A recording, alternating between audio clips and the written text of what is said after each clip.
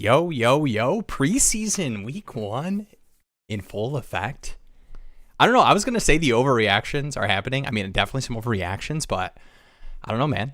I saw this title, is the class trash or was it always trash? But now we have a little bit more intel on the bets we should make. I just had my home league rookie draft. And it was a whirlwind. I can pull that up later. But how you feeling? Preseason week 1. We have actual things to talk about. Yeah, I mean, I think there's some moments that you're like, man, I hope certain players figure it out. You know, like the Jordan Tyson injuries, obviously not great, and even Jeremiah Love with the high ankle sprain isn't exciting. So already seeing some of these rookies get banged up. But then you also talk about guys like Stribling who really showed out in the preseason. How about the thumbnail, Jacoby, dude? I mean, all the buzz in camp, and then obviously it's like a 3 for 30 and a touchdown stat line we're talking about in a preseason game when Lamar, none of the starters are playing. But I think this class is very much and we're in some startup drafts right now and seeing where some of these people are going, and I think it's more of a which bets you want to make. Like these bets that seemed like 0%. 0 to 5% hit rate, we're pushing towards a 20-25% that some of these third, fourth round receivers might matter.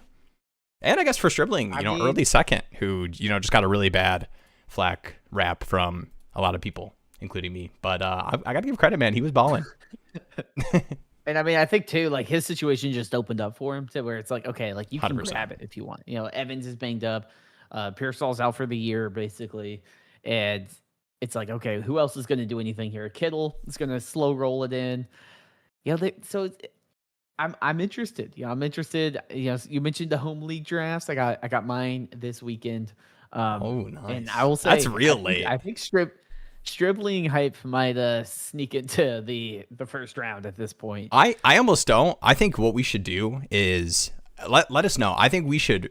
We can talk through all the other news stuff. Obviously, we have the injury stuff. We have the Najee Harris to the Giants. We have Keenan signing with the Colts. Like, we've got a lot of, real big stuff to talk about. But if you guys are down, the title of the stream, the rookie class redraft, who is in? I'm going to get the board set up and ready. And we can talk through some of the signings. If you guys have any questions, get them in there. But I'm going to get that set up, and then we'll take a look at this guillotine draft as well. But I want to get this rookie draft going because I wanted to pull up my home league rookie draft just because I think there were some really interesting fallers and risers. But I kind of want to clean slow the strip club. I love that. That's a good nickname. What's been the man? Okay, this is. I'll ask you this one. I don't know why I'm trying to stop the spoilers for a rookie redraft thing when it's just going to be total overreactions and whatever. But I think it'll be interesting. But what's been your? That's what it's supposed to be. You can pick anything, Jeremy. All right, I'm going to put you on the spot too. Okay, we're not a show notes show. Yeah. I don't know if you guys can tell from any of the past streams. It is not. Which part of this is on the show notes? Yeah, this is this on the second page. All right, one. It could be anything. Any offseason report. Any injury opening up an opportunity, any rookie hype, preseason week 1, you can pick anything. What has been the biggest shift for you with a rookie in this class? You can literally pick anything. What's been the biggest riser, faller, change for you? And you guys can answer. Maybe just a name. Jeremy can yap a little bit. I mean, I think the boring one is probably Stribling with the Pearsall injury. And I was like, okay, it's all these banged up guys.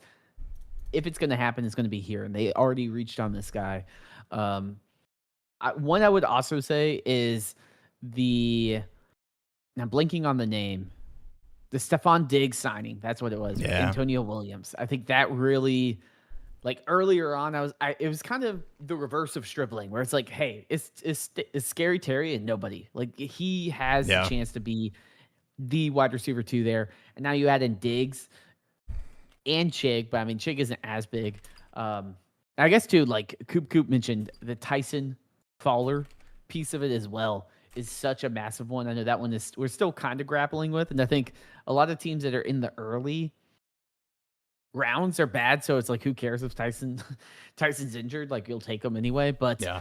I And am. the Tyson thing is extra scary, I think, too, because Yeah. wait, what week is their bye week? I think is it week 7 or week 8 are the Saints?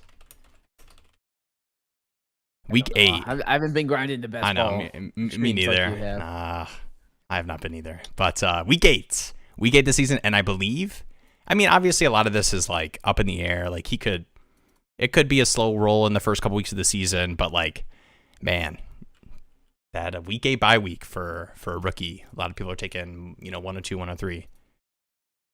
That's tough, man. I'm curious because I have in my home league draft, and not everyone's plugged in, so I'm curious to see where people stand. But I have the 105, and I always assumed it would be Lemon. But now with the Tyson injury, I'm like, Tyson at the 105, like, or is someone going to get even crazier? And like, Jadarian Price, because both. I mean, obviously the Tyson injury is more significant from what I've read, but Lemon's also been banged up. So it's like, yeah, hamstring stuff. Like, is that top 5 a little bit more fluid than we initially thought? Is Man, Denzel Boston going to go 103? Like, who knows? Dude, I've been there for him. There's been we'll have some interesting rookie conversations too. I think I kind of want to I almost want to take a step back from like the rookie hype breakdown until we get this rookie draft going. So if you, viewer, the 14th round of this rookie draft. Oh, true. I didn't update that. If you, viewer, hey man, we've got a lot of risers to talk about. All right. I took Jalen Daniels. All right. What's your thoughts on Jordan Newman in the 13th round? Okay, fine. I'll do. Wait, I always forget how I do this, because I like when you can click by position, but maybe I'm just gonna put everybody on the. There we go. I think if I do 4 bench slots, does that work? No, it's so annoying. I only see tight ends. If there are 4 super flex spots, wouldn't that work? It does, but listen. Or maybe don't. But you can't filter by positions. So yes, that's what I'm trying to do. I believe. Okay, this shouldn't be my first rodeo, and maybe if I just don't complain about it, people won't notice that stuff's messed up. Okay. Do 4 super flex. I think it just gives you. Okay, this is gonna. Yeah, it just gives you all in super flex. It's fine. This is some good radio here. It's just Raridan is the tight end one. I hope not, because one of the 4 startups I realized was a 2 tight end, and I didn't have any tight ends, so I was like, oh crap! I thought you were just pushing it. That's taking funny. Hunter Henry. No, I didn't realize it because I kept jumping in between them all, and I'm like, wait, yeah. Is this the best ball one? Is this the? We are in 4. 2 tight end. All 4 of the Daddy leagues. Actually, I guess Daddy Daddy has wrapped up. Shout out to Daddy Daddy. Shout out to Dude Crush. The 101. They're in the Daddy Daddy league. Not 101 like the 101 of people say that. I just mean he literally had the first overall pick. Some are saying I have the best draft in the Daddy Daddy league. And that someone is me, but you know what we should do? Let's that's the first one we can preview. Get in here though, guys. Like if you don't want to hear me and Jeremy talking about how our startups are going and flexing all of how we feel good about players we picked, like we're gonna feel good about the players we picked to be on our dynasty teams. My Darnell Mooney auto pick was so good. Where is okay? Yeah, Daddy Daddy. It's a real league. The draft is done. Oh, we probably should talk about the big trade that went down in the Daddy Daddy league. Actually, shout out to Dude Crush. He was in on that one. And of course it went to, if you go off the projections, one of the top contending starter rank teams. Actually, is this not Dude Crush, what was going on here, man? Yeah, I don't. This is a good rookie hype. This kind of bundles all into it. It kind of is. A lot of value into that Stribling. Well, everyone's rebuilding on this. Wait, do you get frustrated? Is that why that message pops up when people do a full repull when they don't need to? Oh no, I don't get a message or anything. Okay. All right, I think it's it's probably something I'm doing, like flicking between the projection stuff. Okay, could be my fault. No, it's Dabadoobie. That's what it was. I was mixing up Dabadoobie and Goop Cooper. All right, it's my fault, guys. Dabadoobie got CD Lamb. Big for Trade. Flowers, Douglas, and Stribling. I didn't even think. I thought Caleb Douglas was 90 player, to be honest. This is yeah, we can. There's some interesting team builds for sure, but this is a 12 by 11. So I do think the one credence you would give to like the rookie hype and just needing Stribling and Douglas on top of Flowers to move off a CD. I think the one thing you give is Dude Crush's team is kind of set up more youth focused. Okay, very much a rebuilder. Obviously did not go after running back at all. Hammered wide receiver.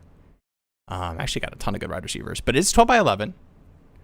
I don't know. Is this how we feeling, guys? And be warned, Dude Crush is in the chat right now, so your message. You gotta be nice. You gotta be nice. It will be heard. Hey, let's go. Let's go. How close are we? I do feel like the top 5 is pretty strong in this league. It's up here. Should I pin it?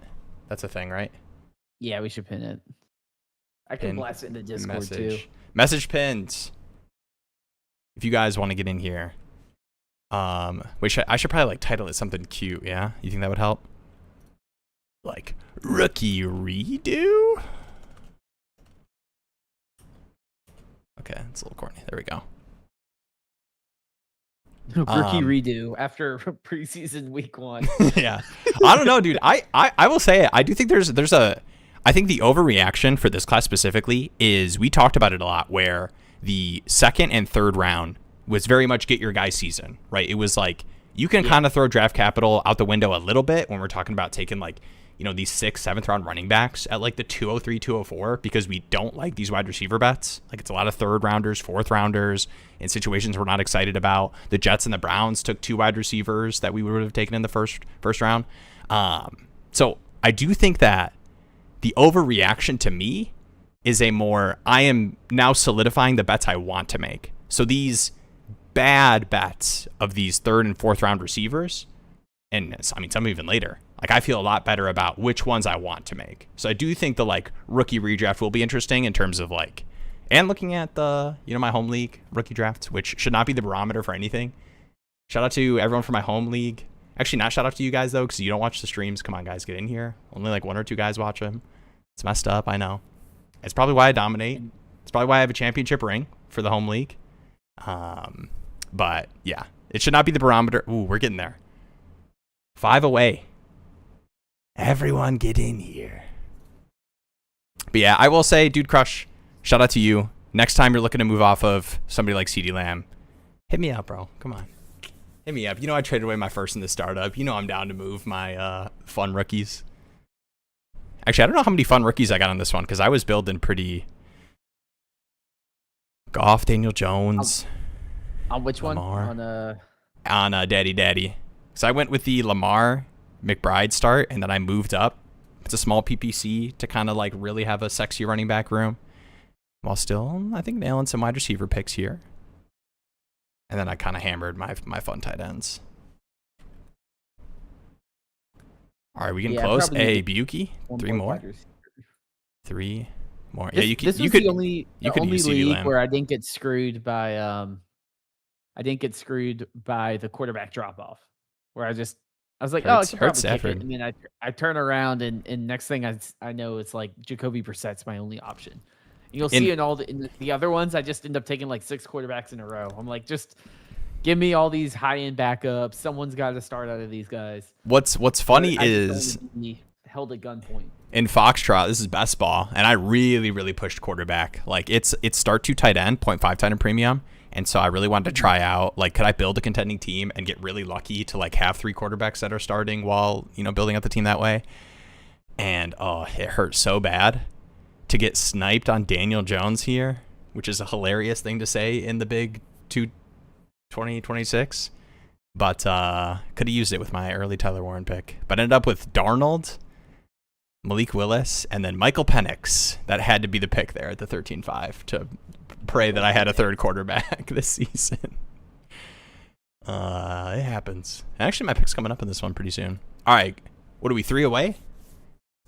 Let's go. I think we're 3 away. If you're in the chat, and you're like, man, this, you know, they're having a good time, but like, I would love to talk about some of these rookies, man. Some of these risers. some of these fallers. If you join Get in here. and you're in a league with Will, he'll send you a random third, no question asked. For join this draft. Jacoby Lane. For Jacoby Lane. Antonio Williams. Oh, I did? Okay. Never mind. This is, while we're waiting, actually, I'll pull up. We got some messages, yeah? So we will check this guillotine draft. I'm going to hit the messages, and then we'll pull it up. Kyle's guillotine draft. You have all the wide receivers in the world. People are wanting to get my boys. Yeah. And I do think that there is some merit to moving off of a player like CD on a team that you're not competing and trying to cash out. I probably would have gone for a different package just because there's a very real possibility that dribbling matters, but not in a way that somebody is like sending you anything more than a second round pick, right? And then so if it turns into like Zay, a second, and Caleb Douglas, who I do think, obviously it's no Chris Bell, but I think in terms of, preseason, we're just looking for who's playing with who, no right? Malik Washington, but... Yeah, right. No, the Caleb Douglas bet is one of those bets that got better, for sure. Now, how good the bet is in a 12 by 11 is a different conversation. Let's go. I don't even know what pick I have. Where am I? I'm not even in the... Okay. I will be... I will be analyzing. No okay. way. We're here. Hey, Will, did you see the pinned message? Do you think... I'm the coordinator, man. Actually, okay, should I just be the analyzer? You're the commish. I know I could kick somebody, but I feel kind of dirty doing it. I'm just going to be the organizer, yeah? Is that good? We can discuss and make my pick together. All right, what's up with this new draft? Whoa! All right, how do we think? Draft board? How do we feel about it? Oh gosh, why? Oh, okay. Okay, you can only go hike your pants all the way up or not wear any pants with the board. Don't love that.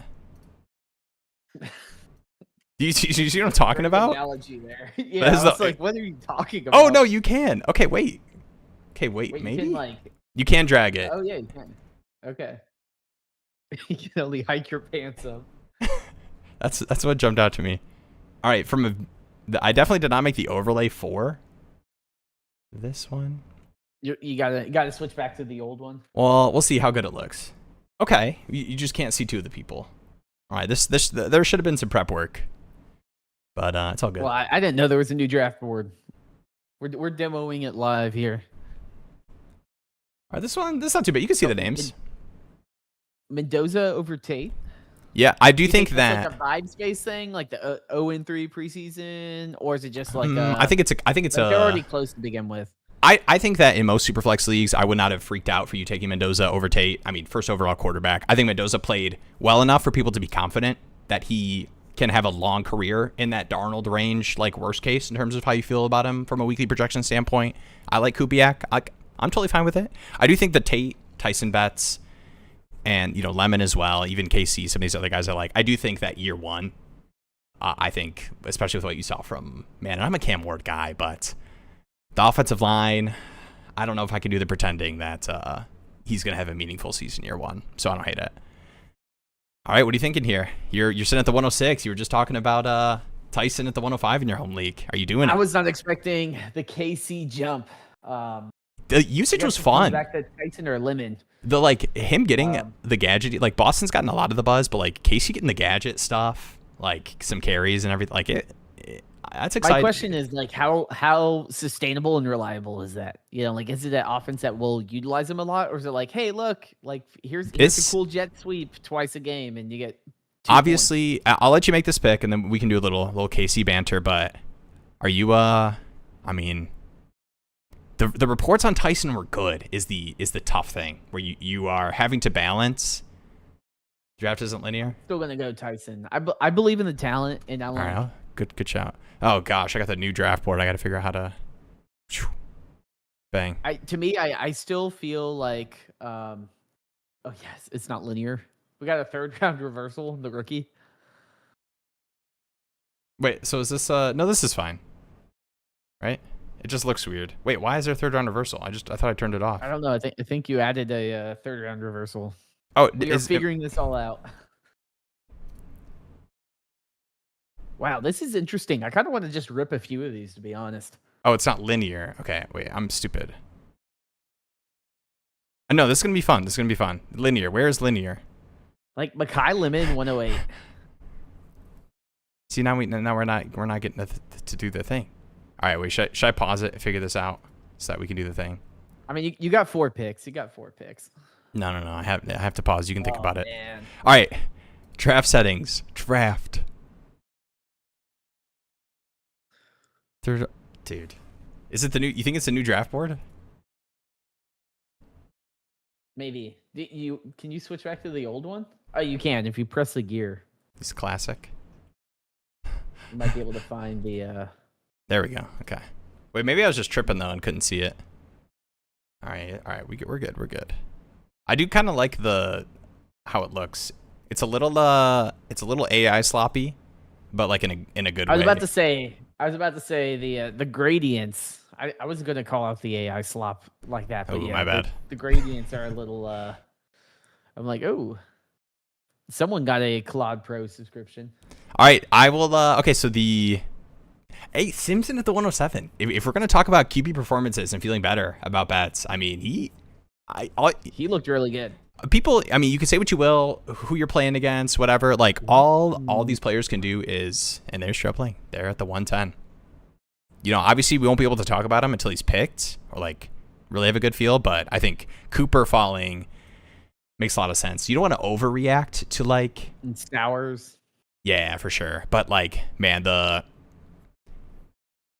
Cooper reports, Isaiah, man, it's just kind of like the team is obviously wants the first round pick to succeed. So any kind of like camp battle that isn't a top guy, where it's like, I mean, I talked about Adonai Mitchell, that almost seems like a given at this point versus a conversation to like start the season. Yeah. All right, Jonah Coleman at the 111.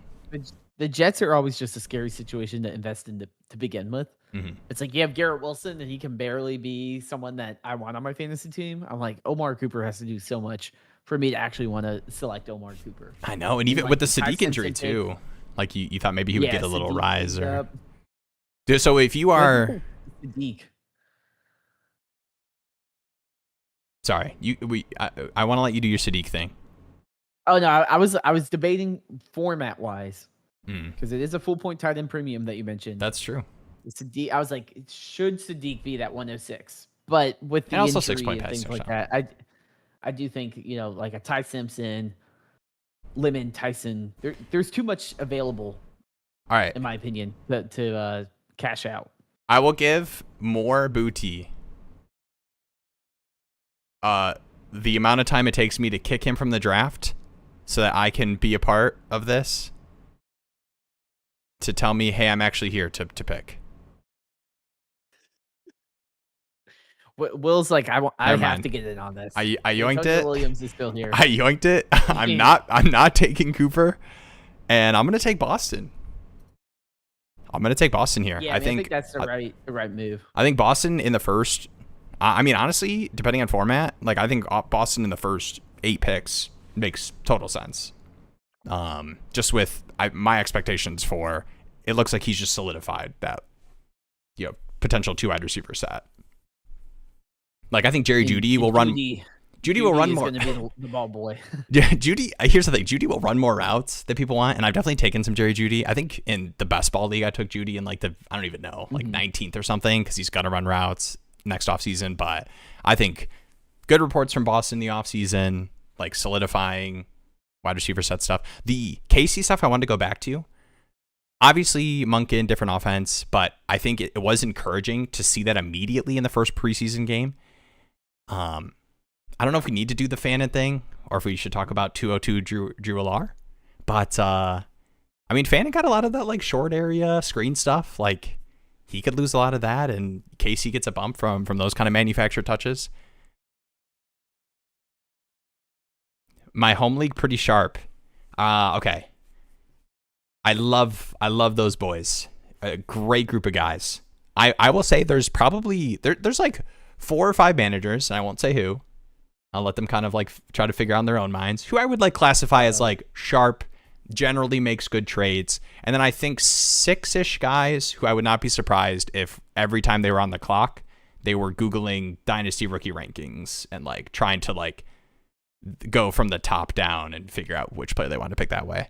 They just panic and say, Chris Bell. Or they're grateful they don't have to announce the name out loud. They get to write it down on a sheet of paper and hand it to our commish at the in-person draft so that he can read it out loud. Oh dang, y'all the paper. The first year he played the little soundbite and he wore a suit. So he's been slacking the last couple of years, but we still do the paper turn in. He likes announcing them. That was the honeymoon period of the league. Right. All right. Cooper at the 204 there. You think that's too far for this class specifically when you see some of the names that went ahead of him? Like when you're starting to get like 3rd, 4th round quarterbacks and. Yeah, I mean, I 6th probably round. would take him over like Alar, but Would you take him over Singleton? He is in that range. With No, I'd probably take Singleton. I think the path for him being relevant is a lot easier. And here, Chris Bell. I got to do Antonio Williams. All right. It's called a snipe. Is it a snipe though? All right. It's time. Well. It's time for the grand reveal.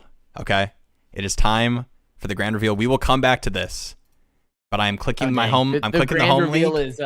The grand reveal is Will trading to the 210 and taking Jacoby Lane over Antonio Williams at the 211. Wow. Yeah. Now, I don't think my dynasty rankings would necessarily reflect that at this point, but I am making a concerted effort to buy at the prices that there are available for some of these wide receiver risers that I believe in, like Stribling, like Lane, at prices like the 211. Like, I think that is like, that's a great deal, I think, on Lane. We'll see if I get him here, because I think there's a lot of interesting risers. I think Carson Beck's another one. I mean, he was someone that people feel a lot better on. I think Emmett Johnson, like, especially with some of the coach speak, like, you feel a little bit better about him securing that, RB2 role. And if that RB2 role is, I mean, if he does get some of that pass work stuff, I mean, we think back to Raritan at the 210. It's another riser. Some, the first camp reports, making some kind of an impact. First preseason game. I don't know if I buy the whole, like, he's been playing more snaps with the ones than Hunter Henry after Henry gets, like, the 2-year, like, granted not a lot of money deal, but I don't know if I buy that, but I think it is very encouraging for trust the familiarity with Hunter Henry. But I hope he gets involved as well. Yeah, I think it's encouraging to say the least. Yeah, there's a lot of, quick naming some risers without getting too. There we go, Washington there. I mean, I feel like I think we know who you're taking here. I mean, it's 100% going to be Jacoby Lane. I don't want to do too many spoilers of like guys I think should rise and be targets for current, because I do think there's a couple names that would be interesting here. But the Lane stuff, I know people, and I mean people is me too. I don't know if you remember, I was down on Surratt being a mid-second round pick when rookie drafts were starting after the NFL draft, and that was a combination of like, there's it's a big parlay. He's got to be more meaningful fantasy producer and better than Lane in the offense. To the Ravens wide receiver 2 over the past couple seasons, obviously with like the Andrews and likely years, has been like very disappointing. Now it's been hurt Rashad Bateman weeks and DeAndre Hopkins, 48-year-old. But I don't know, man. New offense.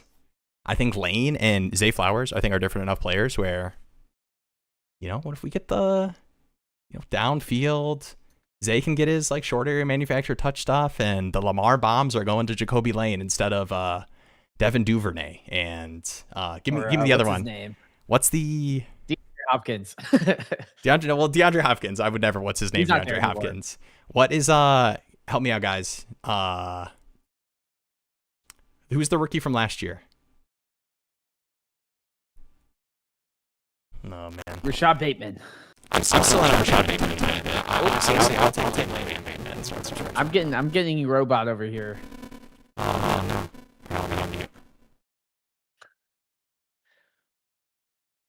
Oh man. Oh.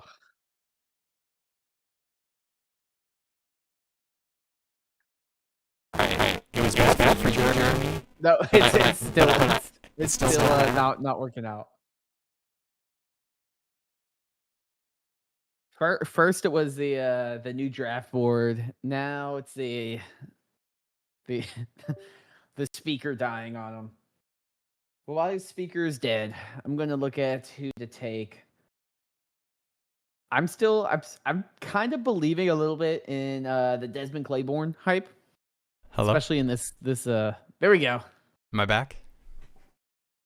Better than ever. Let's go. All right, the Claiborne pick, was it the did he get a Jahmyr Gibbs comp? Or the speed from 35-year-old Aaron Jones report or something? I don't hate that. The 3.6. I mean, 3.6, and like he's got to be Aaron Jones and Jordan Mason. Now, it's not guaranteed to happen, but at this range, I'm not going to really buy a ton of hype. Like, I'm like, what opportunities do you have to actually do anything? Caleb Douglas is one of the players I starred. I mean, we'll see what things. CD Lamb. Yeah, straight up. We'll see. I don't know. Give me another preseason week. No, I mean, Caleb Douglas, we talked about it a little bit. We'll see what things look like with Chris Bell, but I think him pretty quickly getting the wide receiver 1 group treatment in preseason with Malik Willis was really promising. And I mean, people remember the good grab. He had that like run out of bounds on the sidelines deal, but I think promising overall. Man, I wish I could go to positions, guys. Surratt really fell. Yeah, I think that's probably too far. Because he was kind of like mid-second. Even as an anti-Surratt guy. All right, K-Tron got a little bit too much work in that preseason game. All right, I hate that I can't filter by positions. Who set up this rookie draft?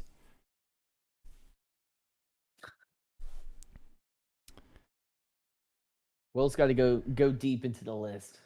Get yeah, Jam dude, Miller, I gotta draft Matthew Hipner, dude. Mark Andrews Jr. No, there's a couple good picks. I still think some of these tight ends are good picks. I saw Delp go earlier. I feel like I 100% feel like I'm missing somebody that I can't filter and go to. Oh dang, they got new player pages. Oh, for real? I kind of don't like the stat view that guy as much. I like the old stat view with all the colors. Like, it was very compact. I wonder if this is the new draft board. I was going to say this is gonna mess with my video editing if I got to change draft boards midway through putting things together. New video editing for a video coming to the Dynasty Daddy YouTube channel. This week for sure. Sometime. Obviously, I'm not editing it right now. I will say for the past month, it's like me and Will being like, "Hey, you want to hop on?" And then neither of us respond. We're like, "Oh, we both got busy." So we're back. All right, it's sorry, also guys. a lot harder to talk fantasy football videos in like the middle of July when the only thing happening is like, how many times? I missed the World Cup. Like, ooh, okay, we didn't spend a lot of time on this. Keenan Allen signing. How much FAP on Keenan Allen for a wide receiver needy team that just lost Tyson, just out of a start of $100? I mean, like the wide receiver needy and needing Keenan Allen. I mean, like I think he could. I drop a good amount, to be honest. I probably for one season he could easily. And we don't know how bad this Alec Pierce injury is. Like obviously he's going to play a different role than Pierce, but I do think the equation of, third down, targets per route run stuff for Keenan is obviously a lot better without Pierce. Yeah, I mean, how are you feeling about your guy, Josh Downs? Yeah, I mean, it is definitely looks like he's done. all right. I think he's getting the Lad McConkey treatment. The Lad McConkey thing with Keenan is, I think the two wide receiver set stuff, I think is still in Josh Downs' favor. Like Lad McConkey disappointing last year wasn't like Keenan was stealing all his routes. It was just, you have to give credit where it's due. Third and Keenan is a thing. Like he is a legit man. Poor Brazel, dude. They got him in the freaking. They got him in the jersey, bro. That's crazy. They got like the blue copyright free jersey. That's wild. Can you give me something on the player card? Wow, poor guy. Torn LCL and they take away your profile picture. That's nuts. The new depth chart view is nice. I like that. I haven't seen that. I think here Okay. I'm gonna get Ooh. crazy. We are in the 4th round of a bad class, so don't feel too crazy. Malik Benson, he is getting some first round reps, so there's not Okay. much going on in Las Vegas. I know. We'll in see terms of wide receiver room. We'll see what goes on with Vegas. It looked like Trey Tucker had like the nod for like the one wide receiver set stuff. But obviously one preseason game. We'll see. I was a little bit more on the Naylor train, but those could both just be wrong, and it could just be the offense is bad, and it's a rotation of best shooters still running. And there's the Hibner snipe.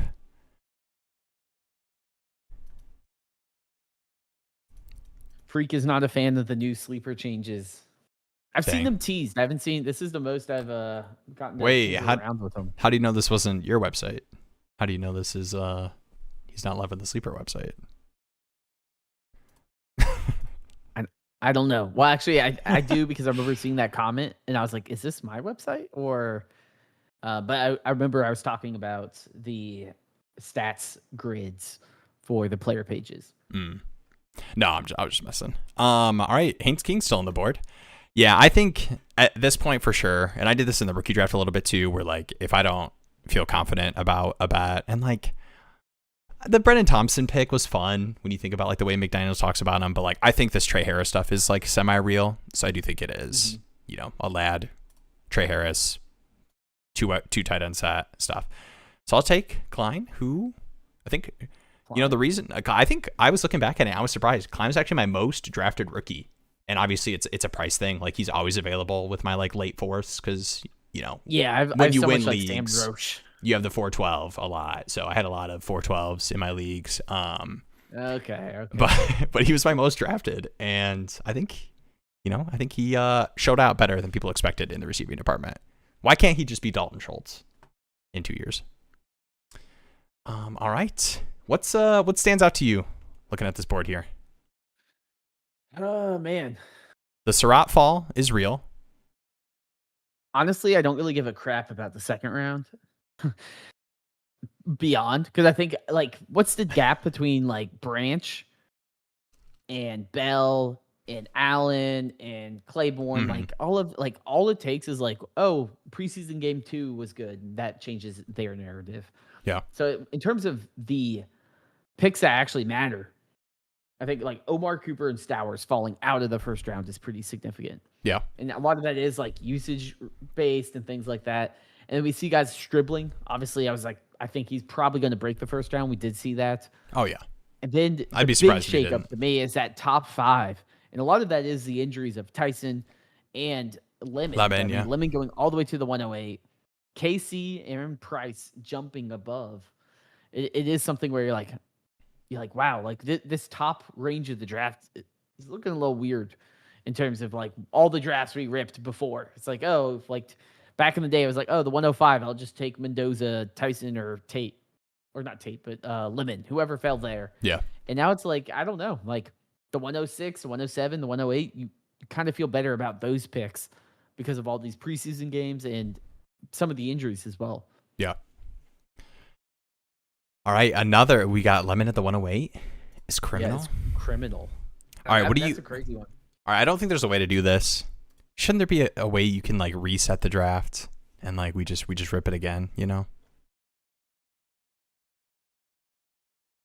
We'll email Sleeper. All right, we'll get that figured out for the next one. All right, let's rip another. I saw the one the run request. So let me make a new mock with the right settings. I think you can create a copy of the draft board, right? Yeah, but doesn't that just copy the board itself? Maybe. I'm not a multi mock drafter. My mock draft experience in the Sleeper app, to be fully honest, is editing for a Dynasty Daddy video or doing it with you guys here and now. So you figure out what I know how to do pretty quickly. Oh, you know what you're doing. There. Okay, guys, I found it. How to do the linear thing. Learned something new today. While Will sets it up, I wanted to look at some Dynasty Daddy and KeepTradeCut rankings just to see kind of where their rookie class is. Yeah. And Dynasty Daddy rankings based on trades and real drafts has Stribling at the 112, Carson Beck at the 201. And KeepTradeCut's not far behind, Stribling at the 111 and Carson Beck at the 203. Where's Lane at? That interesting. Lane on KeepTradeCut is the 207. Okay. And on Makes Dynasty sense. Daddy's the 203. So Cooper's the 204. Drew Alar, 207. So, the 202, 203 pick that we saw in that other draft wasn't too crazy. But it is interesting to see. So Dynasty Daddy still has the original top 5 that we're all accustomed to of Love, Tate, Mendoza, Tyson, Lemon, Jadarian Price. KeepTradeCut, which is going to probably be a little bit more reactionary based off those preseason games, because with Dynasty Daddy, we're waiting for actual trades to come through. Mm-hmm. They do have Jadarian Price 105, Lemon 106, KC 107, and I imagine we'll see that shake up even more once the injury news of Tyson kind of gets baked into all those Right. polls that KeepTradeCut runs. For sure. All right, I just set up the next draft. I put it in YouTube chat if you want to get I got it in there. Nice. All right, we'll both be in this one. There we go. Get in here. And Christopher, I'm sorry, man. Feeling like we should do a startup dynasty draft, to be honest. We ripped the Daddy League. It's completed. We're in 3 right now. Then let it run for 50 plus years. Just the simulation. That's like those AI simulations where it's like we simulated the NFL for 50 seasons and then it's just like random teams winning Super Bowls. They're like, here's what the Claude says the next 30 Super Bowl winners will be. And towards the end, it's just like made up teams. It's like the Rams after they relocate to Vancouver. Shador somehow on the team. Yeah, it's like MVP Shador playing at 57 years old.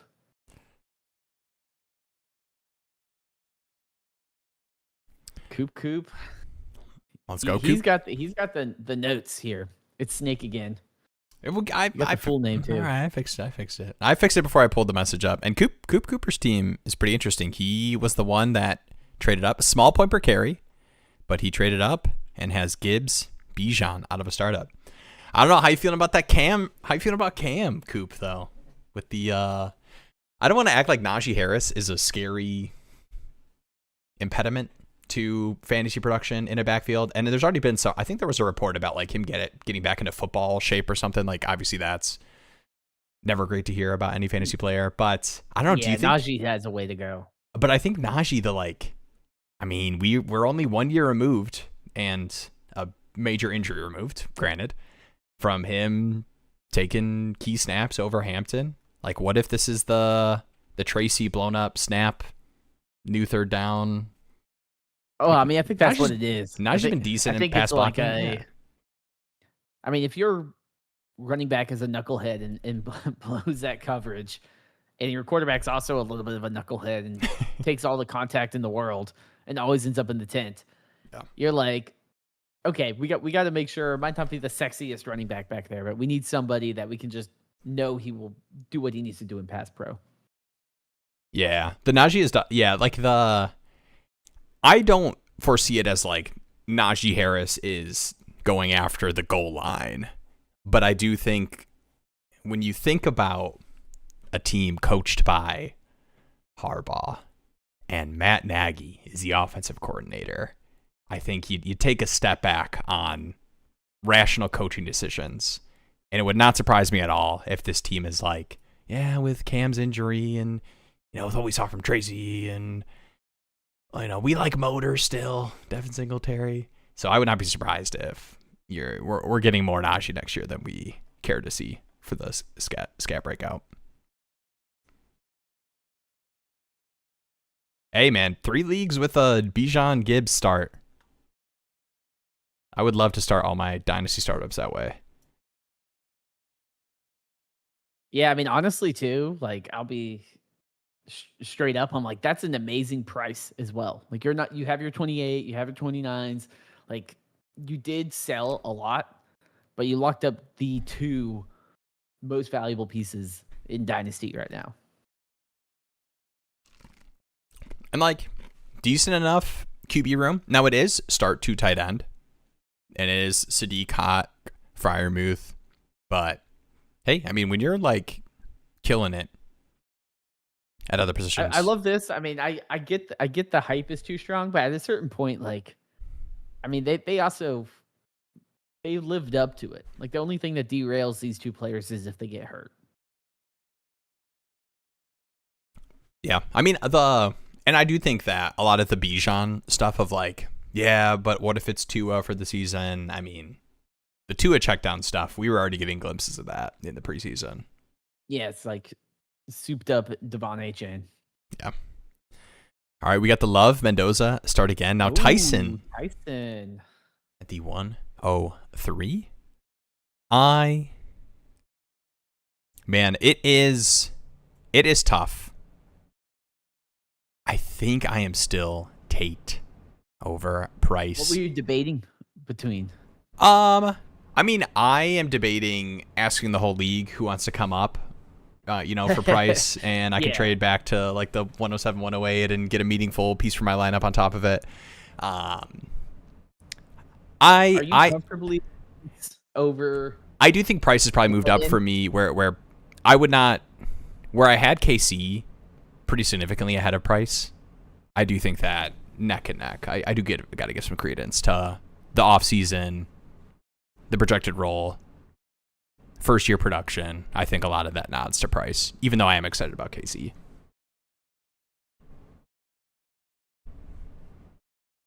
Man, this has got to be, is the 108 the grossest feeling pick? I mean, a full point 10 and premium makes it feel a lot better. I guess 109 is probably pretty.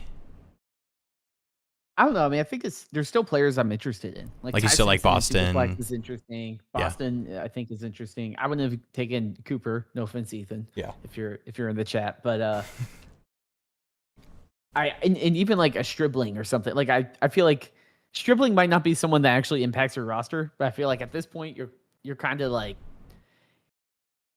I was thinking like brainstorming. Like we should have like a Puka index, like a Puka Nakua index. I tried it. Out I tried it at the combine. Remember my every game? It'd be like, what was Puka's rookie year or preseason game one like? Like just like some stupid thing. No one's touching that. Like just a meme. But I do think Stribling's one that would be fun to watch because you're like he could just shoot up the board and like you could look, a month into the league and Stribling would be 106 because of the usage he has in that offense. This is a good shout too. I think for like current rookie drafts. So, year one production, obviously with the Tyson injury, you expect Tate to outperform Tyson. But I do think this whole like swinging for the upsides, like the reports we were getting out of Tyson were like really, really positive. Like, could he outproduce Olave type positive? And I do think like overall bets on the offense, like, yes, the year one could be chalked for sure, if he's out through the bye week in week 8. But I mean, the year one for Tate could be chalked a little bit with the Titans offense and Cam Ward. Hey, you're not a believer? I mean, he's on Netflix now. It's Wandale. Wandale soaking up all the targets, dude. All right, Antonio Williams, Jacoby. Josh Downs to be. Honestly, I don't know if I love.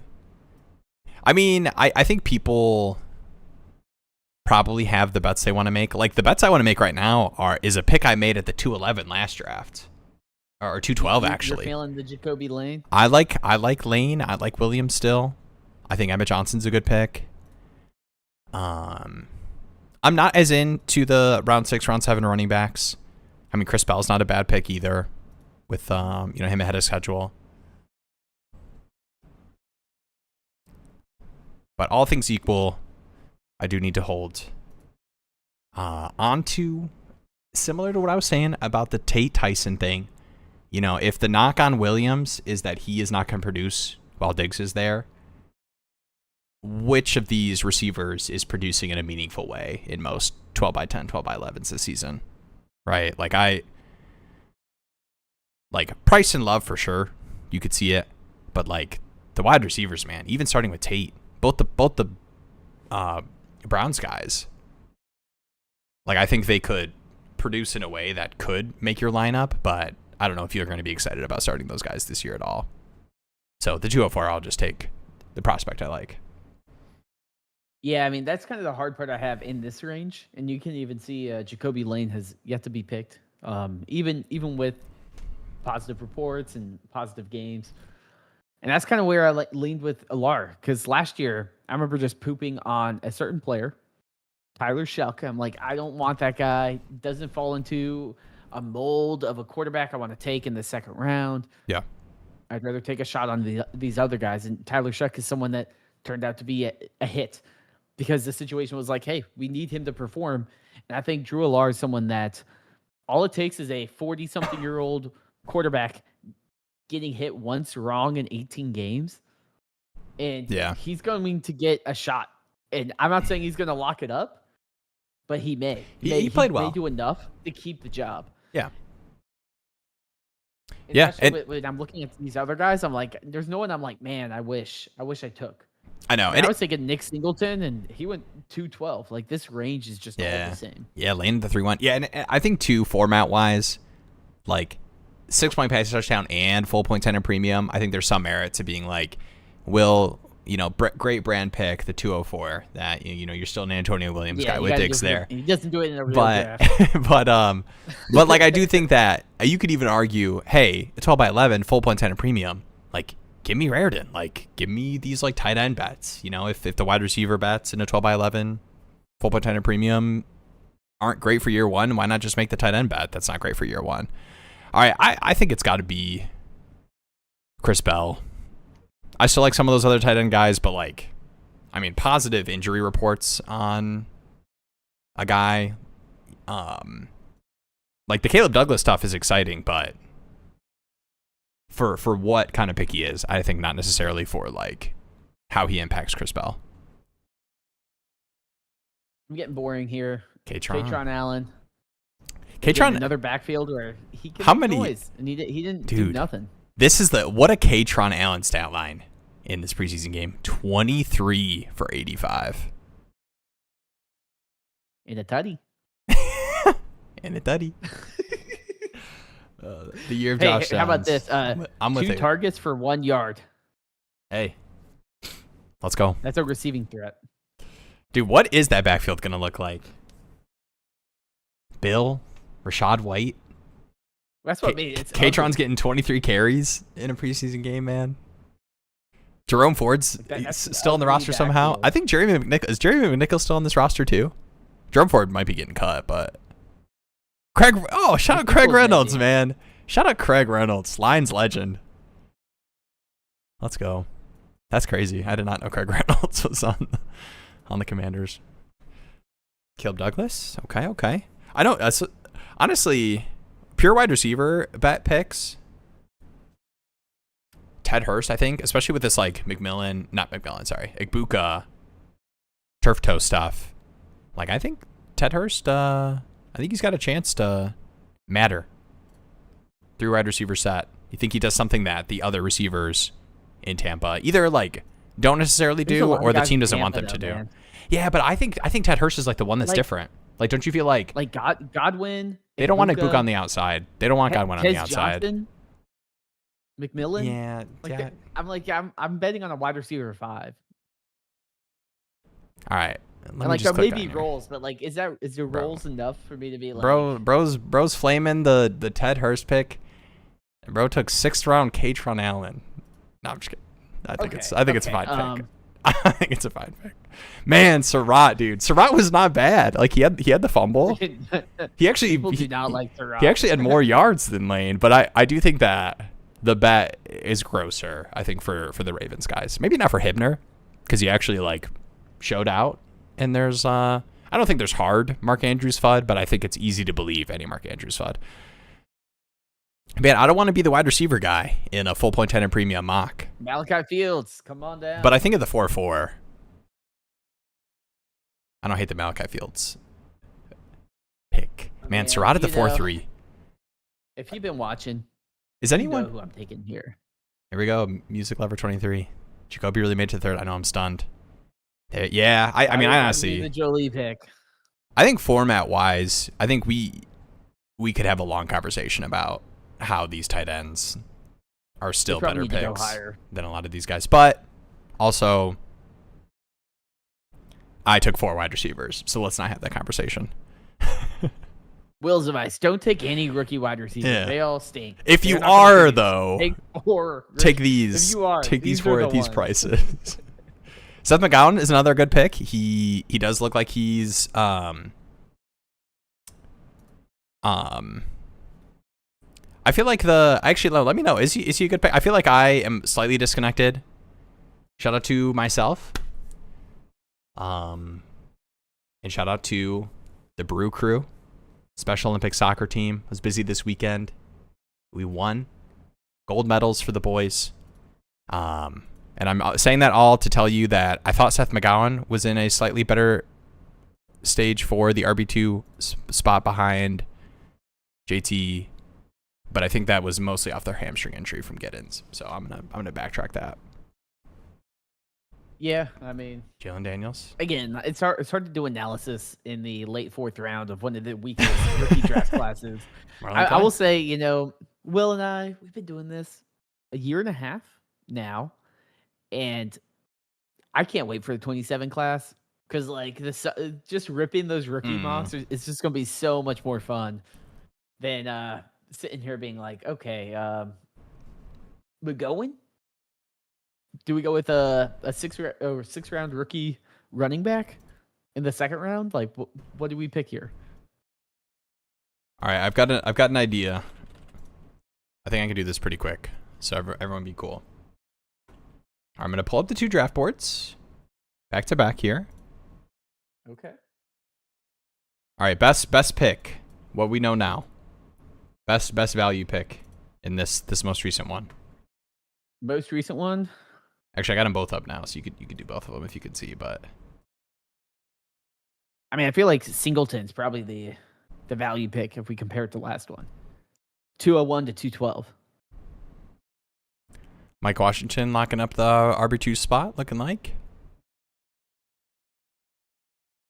The Mike Washington landing in Vegas was so so disheartening. Yeah, that is kind of funny to think about the combine to draft type cycle. I know if he landed in like 20 other teams, it would have been like wheels up. Like he lands in the Commanders, and he'd be up there. He'd be like the 108. I realized I blocked the chat message. Price at 104 is diabolical. Oh, I will say this is shout outs. The SDL. This is the home league that's drafting this weekend. Ooh. And Tristan is a runner-up, but he's a 2-time champ in that league as well. So he's one of the savvy ones. That's why he's tuning into the live streams. He's sharp.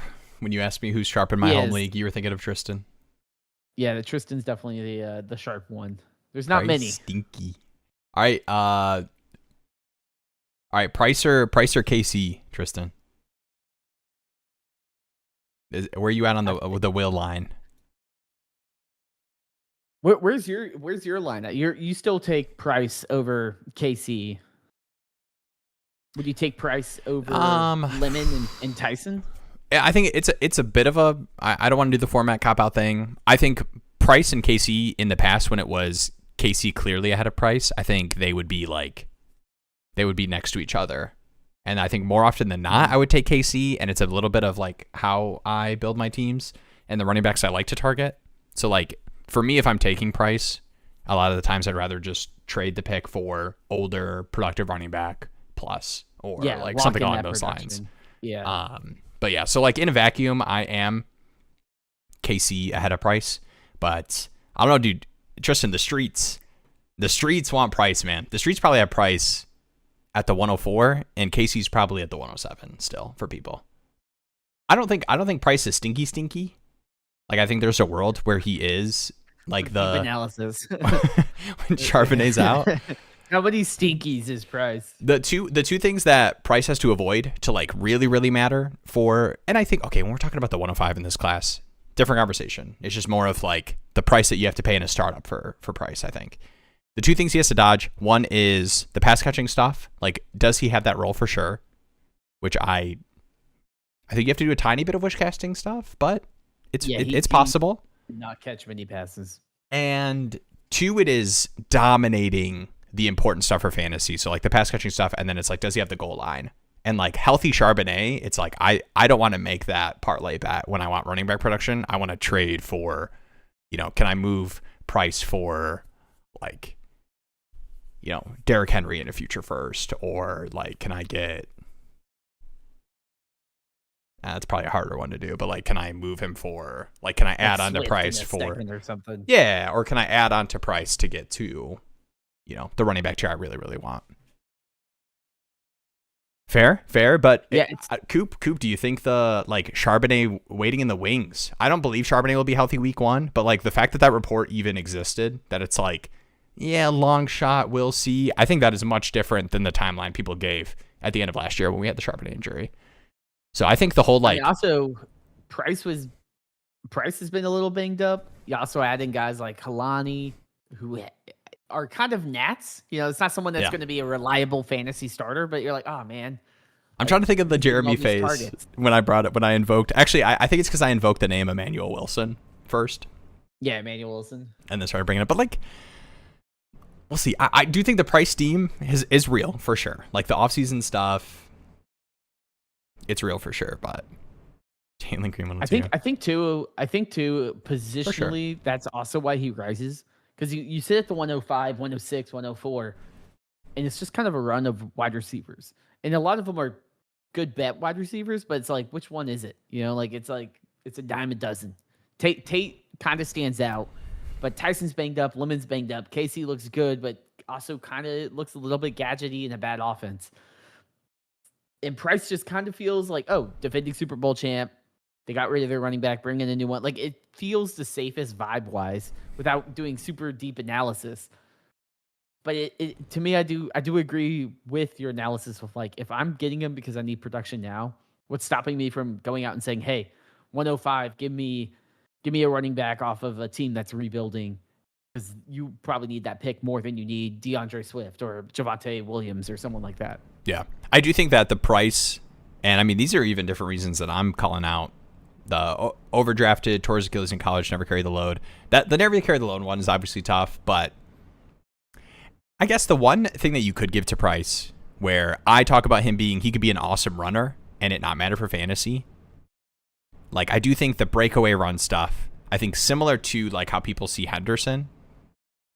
Mm-hmm. I think the Henderson equation's a little bit different, but I think that out exists for Price believers, where it's like, he obviously with the like return stuff from college, like he definitely does have the explosive run stuff in his bag. But it's just, I think to me, it's the price you have to pay for the bet prices.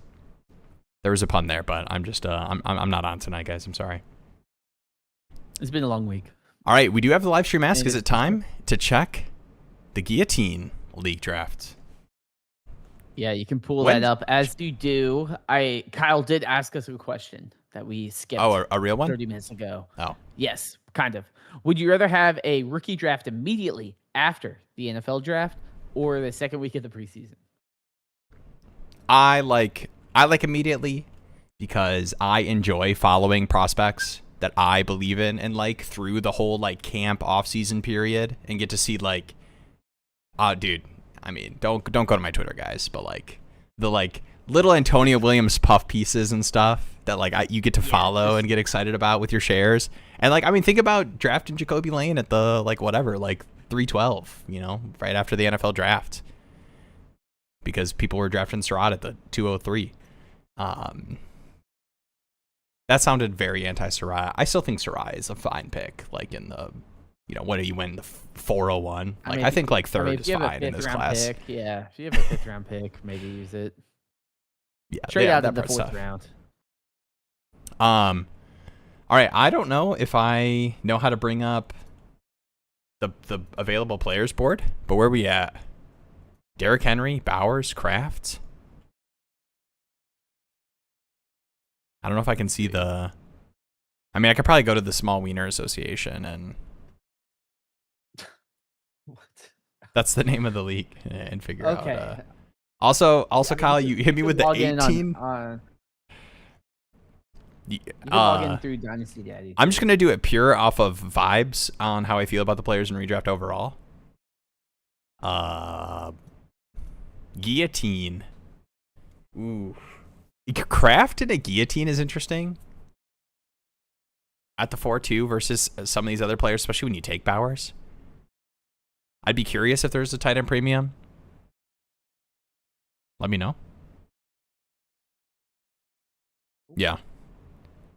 I'm curious. Give me the mindset on the Kraft pick over some of these receivers or quarterback 1Z pick, or even hitting running back in an 18 teamer, where I think the value you get on the wide receivers and skill positions is going to dry up quicker. Okay, 0.5. Okay, all right. I get you. I like Kraft. I've never done a guillotine draft. I'm assuming I don't love this Kraft pick, but I believe in you to make up for it. Yeah, how about I give you that? The 18 team is tough too, because yeah, you get it's a one different or equation. two good players, and then you're like, oh crap. And guillotine, getting a dud from I believe in Josh Downs, and he's in my wide receiver 3 slot because I love the value you get on wide receivers. That hurts me in Dynasty, but that can kill you in a guillotine league. Oh yeah. All right. Is Would it you? 1 QB? I assume so. I think so. Yeah, I think you probably would have seen Josh Allen earlier. Yeah, than I was the like, it's 203 only year. running back, wide receivers. All right. I'm gonna check. So we just had the guillotine league. Do you want to take a look at these? You want to look at Daddy on the team rankings page, and then talk about some of the other startups? Yeah, we could do that.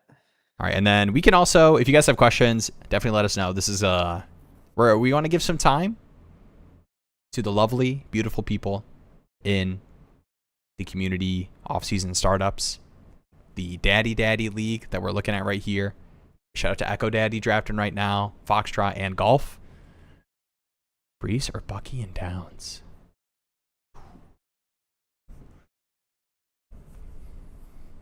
I'm gonna just go Bucky. Ooh, Give me the Downs. You like plus, Bucky and too, I feel though, like but I yeah. can. Yeah. I feel like Bucky and Brees are kind of similar tier. What if it was a 12x9? Are you just taking your favorite bet of the running back?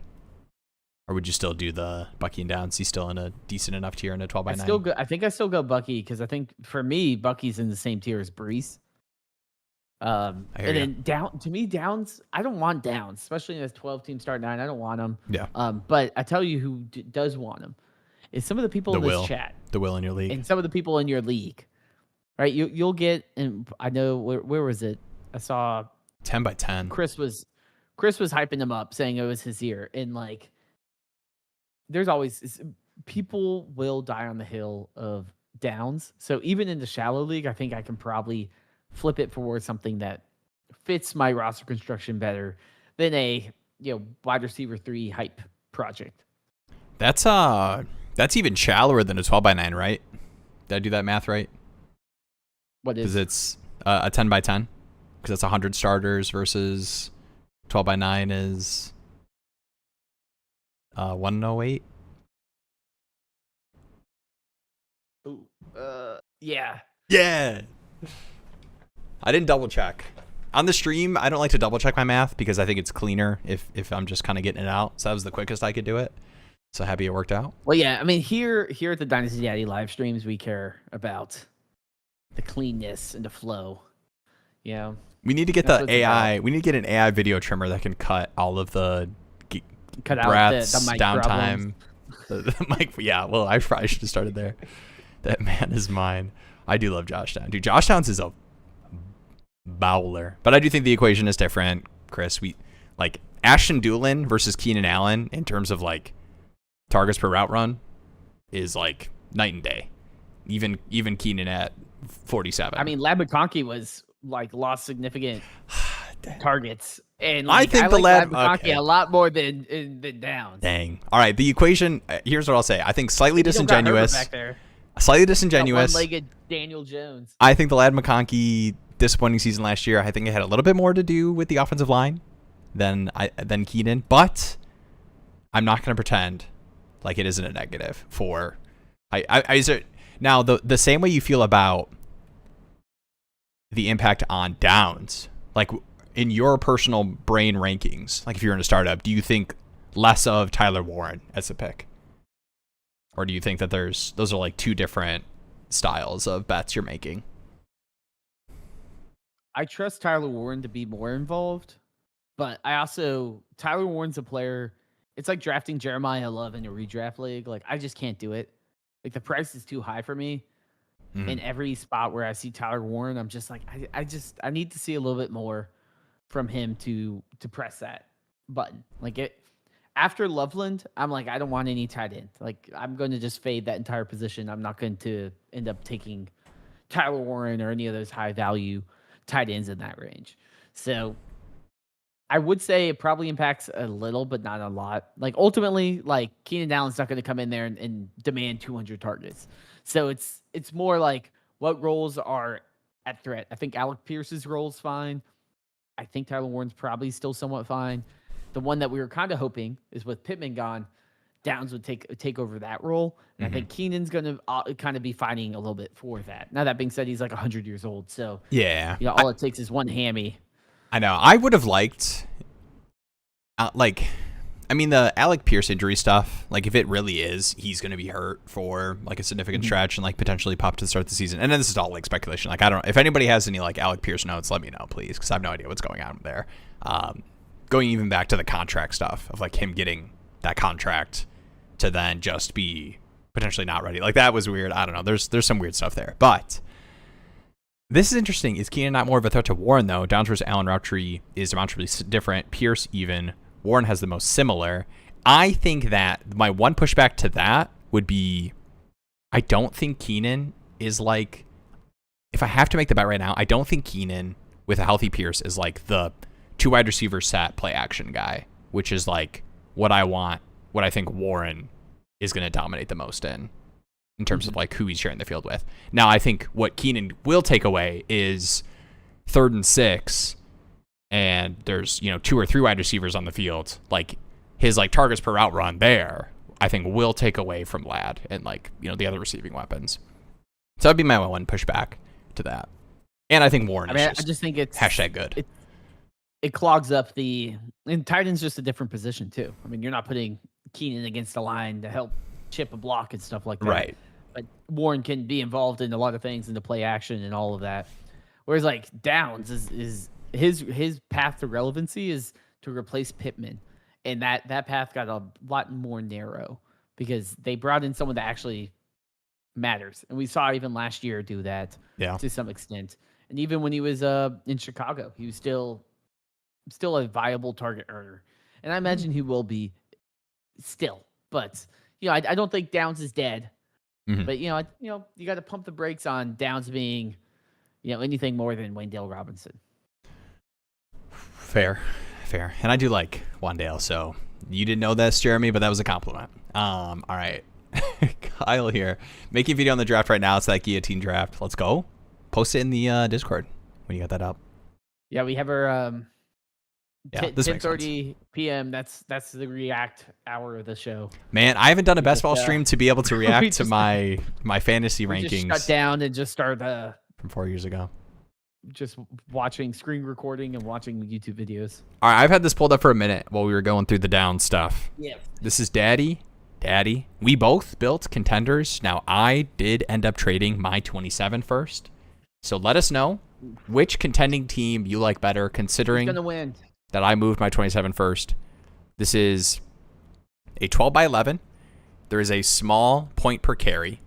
So it's 0.15 point per carry, which is not a significant boost, but I think it does make you want to, on a contending team, have running backs through the flex. I think just because of the floor you get. And it is start 2 tight end. So, and 0.5 tight end premium, and 6 point passing touchdown. And big play bonus. All right. I think that was all of the scoring that matters out Might of as the well way. just read the whole thing out. So Hurts, Stafford, and then you got, some oldies. Oh, okay, but we're doing me. yeah, I feel like I usually talk a lot. So I don't listen back to the streams, but the times that I'll do to like check on something or like show somebody something when we were talking about it, I'm like, man, Will, you talk a lot, I'm not trying to be self-conscious, but Get some self you're the daddy, Let's take a look at Daddy's team. All right, Daddy, what are we cooking over here? Hurts, Stafford, QB pretty set for a contending team. Yeah, I mean, I think deep in some injury away guys. I initially built it. I was like, we'll see what happens. But Christian McCaffrey fell to me. I think it was like late 4th, and then I was like, hey, I can kind of just turn this into a win now team that still has the foundations of long-term dynasty pieces. And look at this purist. This is a purist who works extra hard on the Dynasty Daddy website and is in 4 startup drafts. Just a pure grip it and rip it straight down. Yeah. It's almost beautiful. I didn't do a single trade. It's almost beautiful. Any of them. It's a good contending team. Startup trades to me just are overwhelming in the sleeper app. Like that's one tool I need to make for myself. Yeah. Is like someone sends me a trade and it's just like 4 picks and it just gives me like some sort of ranges. I gotta get you on, dude. There's this site, dynasty-daddy.com, and there is a mock draft tool, and you can kind of peek ahead to the draft board and like kind of look at different ADP sources. That's fair. Okay, you got after the call. I'll hit you up. Dang, you plugged my ass good there. Whoa, boss. Whoa. That didn't come out well. All right, I don't listen back to the streams, but I will be listening back for that specifically. And now Will needs to talk more. Oh no! Honestly, when I talk more, you hit me with the plug well. No, but I will say, yeah, hitting the Matthew Stafford, I think it was round 8 or so, is that stack. Yeah, that like triggered my like when you find like a great reel or something on TikTok that you're just like being able to complete the stack. And I didn't realize I basically double dipped the chip back into the queso by getting Devontae Adams, but I figured if you're gonna double dip, dude, that's pretty consolidated right there. Yeah, actually, like, I mean, the best offense to do it in. Terrence Ferguson, obviously, but no, I like it too, and for a contending team in a 6-point passing touchdown, like not a lot of pocket passing quarterbacks you'd like more than Stafford. So don't not. Yeah, and that just rounded it out. All hammer all the gross quarterbacks. Yeah. Ideally, I would not have to send away picks to fix any sort of bye weeks, injuries, anything that comes up there. And then the only thing I really want is to potentially add some sort of RB4, RB5 that I feel a little bit better about. Gainwell, Kamara, Jones. Someone might be decent, but I imagine there's another option I could add there as well. Yeah. No, I think overall, and I think too, I had this mindset as well a little bit that I did do the elite tight end thing. Spoiler alert, I took Trey McBride, but I did think that I could build a strong enough 2 tight end room. And I do think some of these names, I think the Juwan bet, you feel a little bit better about on a contending team. I think Ferg is totally fine. I mean, I don't even know where you took him, but start 2 tight ends, 9, 5, 12, 8, 7th, 9th, and 12th round to fill out tight end room. Are you worried about the Gadsden stuff? I think it makes sense when you think about Charlie Kolar as a player and you think about David Njoku, their ages, their experience in the league. I think it does make sense that they arrested and Gadsden played in that preseason game. Mm-hmm. But I do think that there's a couple of I think there's I used a much more inappropriate way to describe it last week. But there is a part of me that wants to believe that McDaniel wants the offense to have Gadsden on the field, like for meaningful tight end route running things. but it is tough, I think, to like get super, super excited about the year 2 breakout, even with what we saw from year 1 with some of the FUD thrown his name. But it also could last. It could not be true, 1, and it could only last a season if it is true. What did Njoku get, like 1 year, $6 million or something, like super small deal? That's like almost like might not make the team deal. Yeah, like I'm not really concerned until maybe like week 3, and I'm like, like the usage isn't looking great. Yeah. But to me, the big thing here is its format. Start 2 tight ends. Gadsden doesn't have to be a world beater to still be a valuable piece on this roster. And then you also add in dart throws like a Darren Waller or Juwan Johnson, which, Delp obviously is being involved. But those types of guys, I like Juwan. should round out that depth. And Waller always seems to have touchdown upside. Yeah, I like that. I like that. All right, don't love being the last dance team. I thought I would have it. I have Christian McCaffrey in Stafford, so I'm impressed you took that from me. You know what I think it is? I think it is a lot of my wide receiver picks and like my key tight ends ended up being older. And like, I mean, Lamar Goff, QB room, like, I mean, those guys are on the older end of like quarterbacks, but I like my team a lot. I wanted to hammer running backs. That was my goal. And so obviously when you want to hammer running backs, you start QB tight end. So I went McBride, Lamar, and I won't go through the trades. Wonky. But found my way into JT, Kenneth Walker, Saquon Swift, Montgomery, which I feel awesome about in, hammering running back through the flex. And I think these were, I don't know, guys, chat. Am I just drinking my own farts? Am I sniffing my own farts right now? Am I consuming my own flatulence? drinking your own farts. Am I sipping on my farts right now? Or were these 3 great wide receiver picks within this world of, the 4th through 10th round of a startup?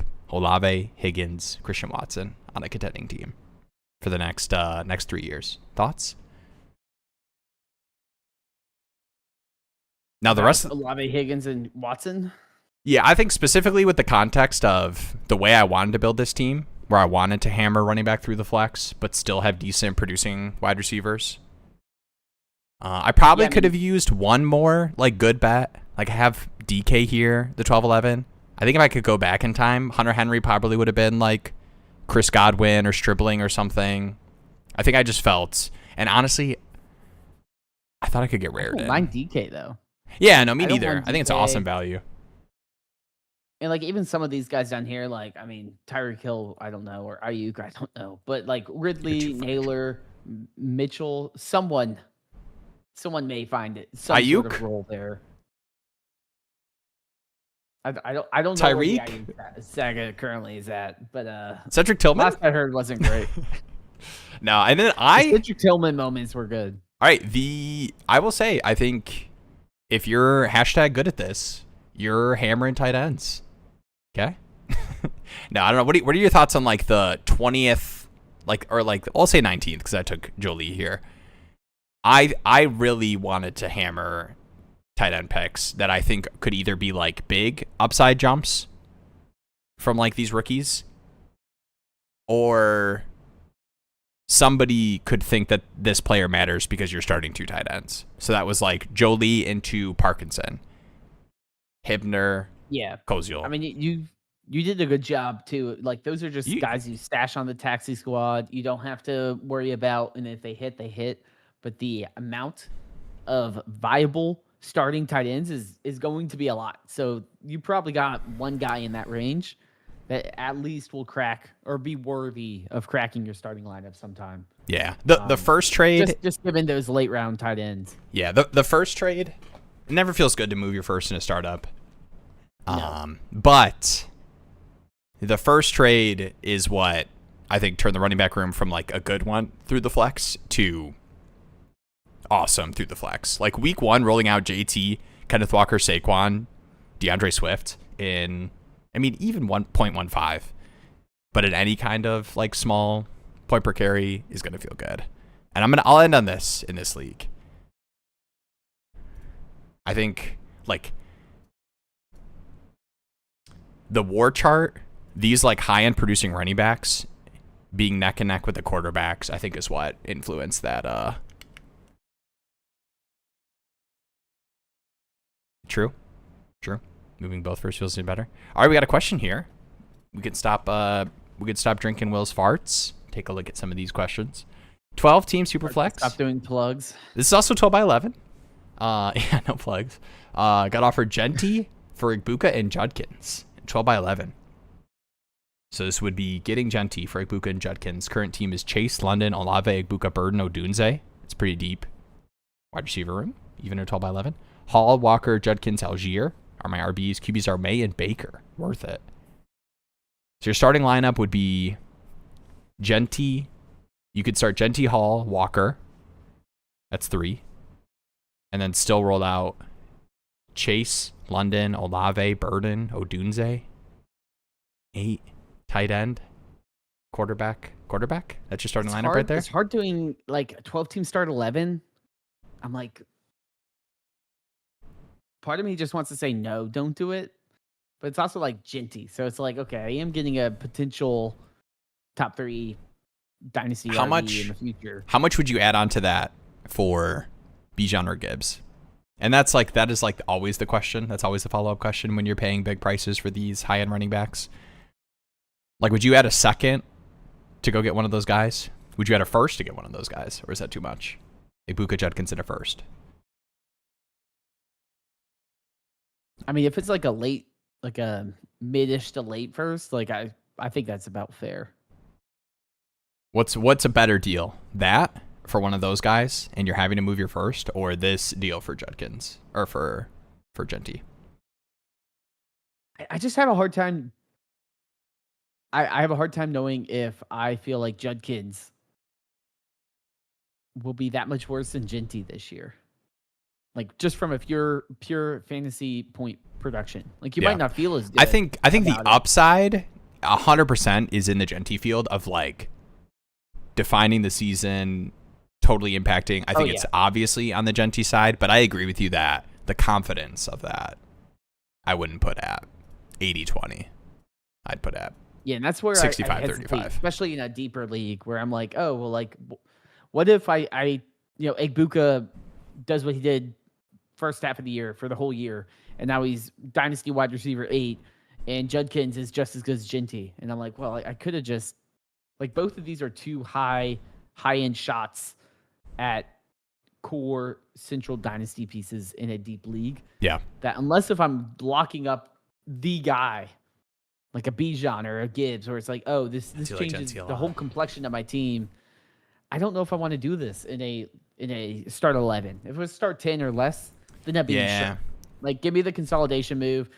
But I would be like, can I move like a Burden, a Dunze? Can I move them for another Judkins tier wide receiver? Can I move a Dunze for like Henderson or something and just roll with it? Like, that would probably be the move I'm looking to make versus, okay, I have a lot of depth. I feel good about it. And guess what? Everyone feels good about depth in a 12-team start 11 during the offseason. But once those buys and injuries hit, you're going to be like, man, I wish I didn't consolidate to Genty scoring just the same as Judkins. And now Genty might rip away and be RB1 and be the best player we've ever seen. But it's also like, man, like, I don't know. Like, I have a hard time feeling confident that Judkins can't just do what Genty's doing. They're both running backs on bad teams. Yeah. It is not the barometer you should use. I feel like this is the classic Dynasty barometer of like, is this worth consolidating? That your starting lineup stays intact of like stud producers. Like, you're not having to dip down to Algier or whatever wide receiver you didn't list because they're not a player you want to start in a 12 by 11. That is nice. But I think I agree with you. I think the upside of if Igbuka were to, and if Judkins, which I think the Judkins stuff is probably he's going to get a value bump whenever the quarterback of the Cleveland Browns is not named Shedeur Sanders or Deshaun Watson. And I think we'll see some stuff in that Browns offense this year. I'm a Monken believer, and I like what we saw from the preseason, at least from like I mean, they got scheme standpoint. Wide receivers. They actually have wide receivers now. I know Judy wide receiver 2/3 is how it should be. It should not be. Judy is a weird player, man. Like, just think of his arc. Like, back in the day, It's Steve Smith, dude. he Steve came Smith out ruined as, him. like, the guy. Yeah, really it was. Where you at on Steve Smith? I mean, obviously legend. I like Steve Smith. Steve Smith's funny. I think he's funny, which is I think when you're analyzing any kind of, he's not a big marriage guy, but but yeah, I mean, Panthers legend for sure. The beef I have with him is that him and Cam were never able to work it out. Like, I wish that 2015 Panthers team had even that Ravens Steve Smith on that roster. That would have changed the whole complexion of actually having that guy. And I think that was, if we rewind back to freshman year of college, Jeremy, all I wanted was the Panthers to use their first round pick and go get a wide receiver. I was like, we are undefeated. Like, we need a wide receiver. We lost Kelvin Benjamin. Like, go get somebody. Because we did that with Jared Allen. We brought in him from Minnesota for his swan song season. And there was rumors that we might go get Megatron. I was like, we need to go get somebody to act, because ultimately that's what's going to come down to is we have Ted Ginn and Jericho Cotchery against the Broncos defense. And it's like, what are you going to do? Yeah. Like, you need somebody that can actually just win. It's like the NBA playoffs where you need to have that one guy, that you need to have that, like, KD in the clutch or LeBron or someone like that can just get a bucket when you need Cade it. Cunningham. And you can't always do Missoula ball where you're like, well, the analytics say taking a 3 is better than 2. But, like, sometimes when there's 2 possessions left, you need to get that. You need to score. Yeah. Like, just the analytics of 3 more than 2 doesn't matter. And that's kind of where with the Panthers, I was like, that's the one thing we were missing was, like, a true.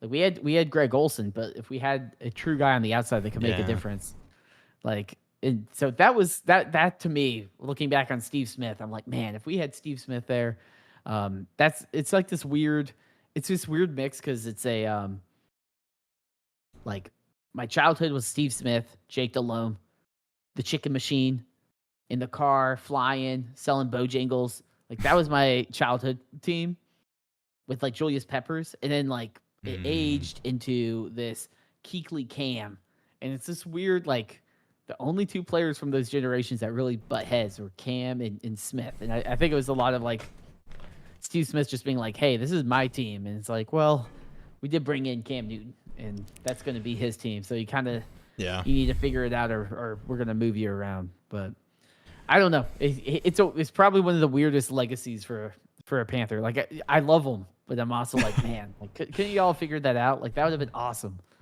Instead, he had to, like, torch us on the Ravens. That was a rough game. Oh yeah, but you all knew that. You knew that was coming though, regardless. Yeah, no, I knew. I was like, I don't even want to watch. I'm like, he's gonna get 3 touchdowns. He's gonna pull his pants down. It's gonna be a mess. All right, we've got a. We'll set up a. Can we hit this redraft help question? Oh no, good shout. I've got this Coop Cooper one from the live stream ask. We'll hit up next. But what's this one? Okay, yeah. Redraft help. Really stumped here. 12-person half PPR. I can keep 1 James Cook for a 2nd rounder, or Rashee Rice for a 7. Do you have an awesome 3rd round that you can include in this equation? Half PPR as well. League loves running backs, makes sense. Dude, I really want to say Rice, but the Rice stuff is just not. If we're talking about, like, hype for all these rookies PPR. And half PPR, so, like, and he lost his job to Cyrus Allen. It's just like, I don't. All the rookie hype. I do think that at the end of the day, like, come week 3, week 4, Rice is still going to be, any fantasy weekly ranking site is going to have him in the top 12. Like, this, like, off-season stuff, him looking slow coming off the injury, returning. I don't know, man. Do you just take the James Cook just because it's a running back? The only reason I would take James Cook is if I'm, like, the 103 or something, and I'm like, I know James Cook's not going to be here at the end of the 2nd when it loops back around. Yeah. Otherwise, I think I just take the 7th round, and I'm like, hey, if I'm the 110 and the 202, I might not get James Cook, but I'll get the equivalent of that. Like, the difference making production for the price of a 7th round Like if Rice isn't amazing, but like if Rice is, he's probably like a third or fourth round Half player. PPR, yeah. And, Cook is at first for sure. You get 3 extra rounds, and then you also get the double dip on all the other ones. So, yeah, I mean, Man. I will say, one of my friends, I'm helping in a keeper league, and last year we went to the finals, we lost, but we got Christian McCaffrey at like the 202. So I think we used the keeper this year on Christian McCaffrey in the second round. And it's a keeper, non-super flex, and then we got like the 103 or something. So it's going to be like, can I hit you with something? Yeah. Oh, okay. I hate this league, but shout out to the people in it. I don't think any of them are like big Dynasty people. Okay, I got invited to join this league. It's like a family. I was like a family friend. It's like a family and family friend league. I was like the +1 that got added in. It is standard scoring, but it is an auction. Okay, it is super shallow. Oh man, that sounds like hell, man. And listen, you want even more hell? You get to keep a player for the same price you got them for in last year's auction, plus like $5 or something. Like not significant at all. It's something like that. It's either like totally the same price or plus $5 if they were free or something like that. Quinn, Shad, Judkins for $1. Come on down. Standard scoring. Come on. When he was going through, like the draft was like right in the off season of all the scandal stuff, the suspension stuff. I got him for $1. I was like, you idiots. I do have. I got a Cleveland Brown. Prep. I got to do some redraft prep because. Hey, next Tuesday, is that the redraft stream? Maybe it's a redraft stream because I do have to help my wife do a redraft office league, and last year I did pick Judkins during the scandal. I remember. Yeah, she took a lot of beef at work for that, right? Well, it was that one. I also took JCM. I took Igbuka. I kind of loaded up on all those rookies. Like I got a lot of good rookies, and ultimately we made the playoffs. But it was a rough start. It was like 1-6. Like the beginning was so bad that I was getting flamed for weeks. She started questioning. She came back strong though. I remember. Yeah, no, she rattled off a few big wins. turnaround. I remember the weekly check-ins of you getting beef for your draft. Look, I love when I win, especially like in my home league or something. I'm like, oh yeah, like a good win. I hate more than anything losing in my wife's office league that I drafted for. Oh man, that's tough. Like there's you get some there's a different level of stress when I'm like, okay, JCM, I need you to work out because I made that pick and then everyone laughed at her. I believe out, you know what? She should have called Uncle Will. That's the. All right, we can move past that. About to get replaced. All right. Yeah, I'll tell you. Dynasty Daddy and Dynasty Uncle. I'll tell her my fees. All right, we got a Cooper team here. It's a rebuilding team, and the question I didn't pull it up. It's just what do I do with this team? What's the direction here? It's an interesting one. Yeah, it is the. So rebuilding, you have starter rank. You have your own first. Yes. 12 starter rank. This is a. I'm gonna quick check some scoring. Shout out to Paul. 6 point. The Paul Patterson League. 0.5 titan premium. Hey, shout out to Paul, friend of the show. You think we could? Paul, if you ever listen to this, I would like you whenever our names come up, if they ever do, that you use friend of the Pure Potential show.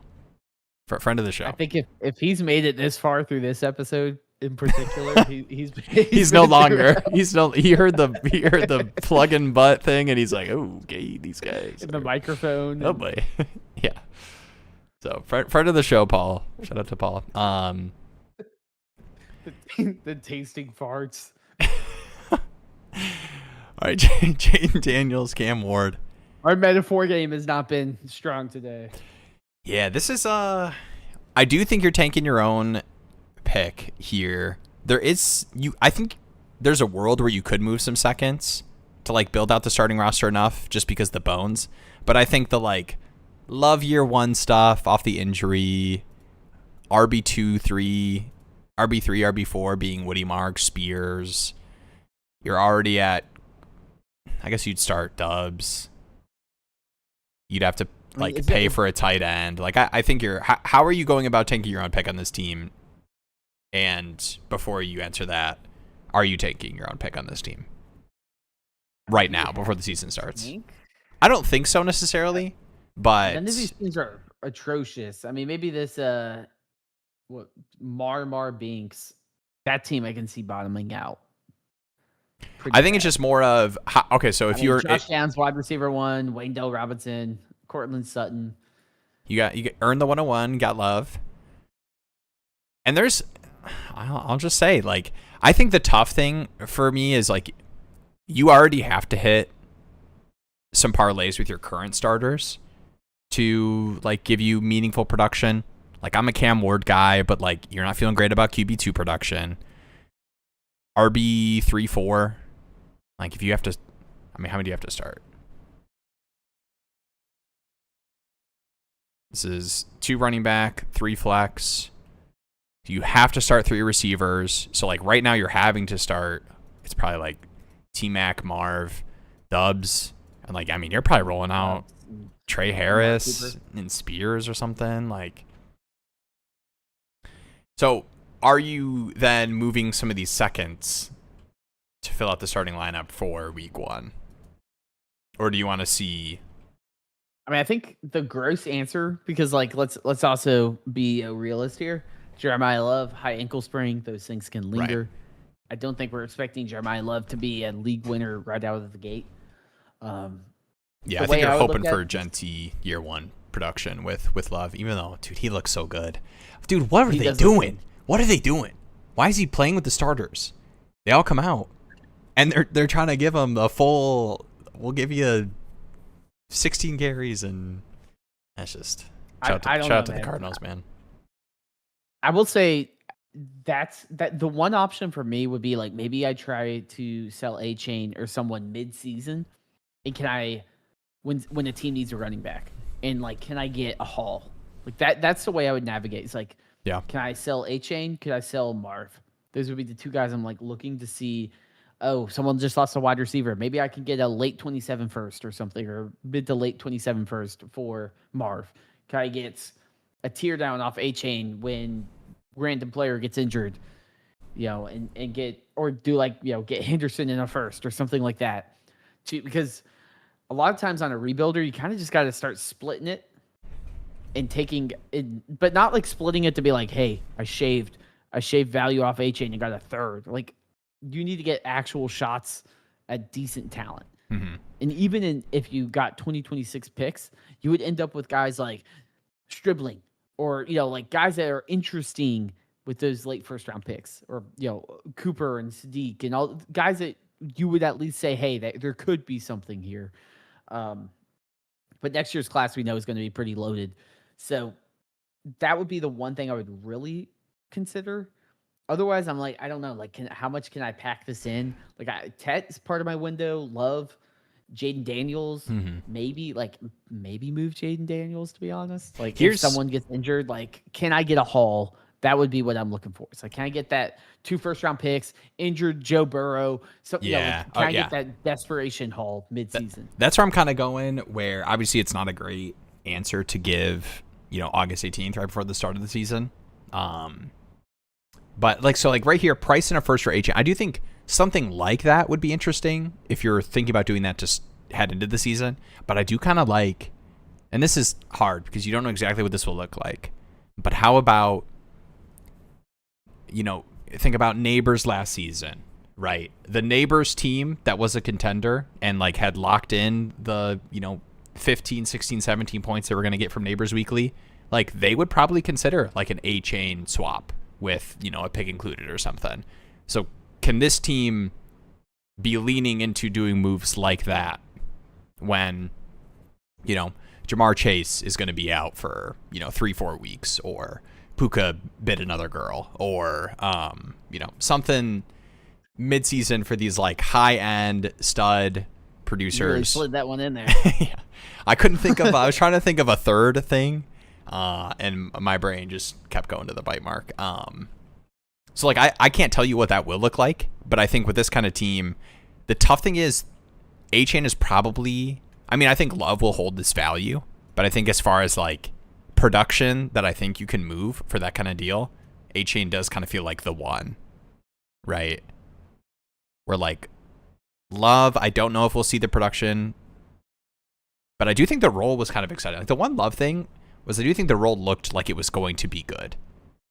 If you just based it off of like, well, I mean, it has to be. Yeah, but I think there was some fear of you like you don't take a running back like 4th overall. Yeah. And you're like, I don't know. I agree, but let's not give rational decision making credence to this Cardinals coaching staff. That's true. They did set a team in the middle of the desert, so I guess. And they got rid of Drew Petzing. Genius offensive mind. Drew Petzing is no longer on the staff. We need like a compilation of like when that first was announced and you're like, oh man, I don't feel great about this, to now where you just drinking the Kool-Aid, you're all in. I think at the time, Johnson. Here's the thing, at the time, even though I was not excited about the name Drew Petzing, I think I did give credence to I think he can design a run game. And if there's something that I would like the Lions to do is with these offensive line additions. To see Isaiah Pacheco. Hey, speaking of offensive line, this is not meant to be a call-out thing. Are you a little worried about some of these Panthers injuries? I mean, were you already worried about also Bryce Young? Practiced near a substation, so dude, I'm sorry, man. But yeah, I mean, was there another injury recently? I know Icky was out. Well, yeah, but I think there was. I thought there was 2. And there was that Brazel. Was that the LCL tear? Oh, I guess Haynes King, but like that's not gonna. Was there Taylor Moton? Yeah, I thought there was one other one. Okay, yeah, Taylor Moton had a blood clot, and that was like a big deal, right? Like it's like he's gonna miss the start of the regular season. Because we're far away, but I just heard that one, and that was like the start of the season thing. But I know Icky right. I think it was in the playoffs, like got a season-ending injury that will take all year to heal from. But I don't feel terrible. We did draft, I believe, with our pick. What was it? It was like 18th or something. Mm-hmm. It was higher than the Lions, if I recall. But we drafted an offensive lineman, Freeling, from Georgia. So I'm like, at least we're bolstering that weakness. Obviously, I hope Moton. Wait, do you want the unadulterated Will's thoughts on? Dang.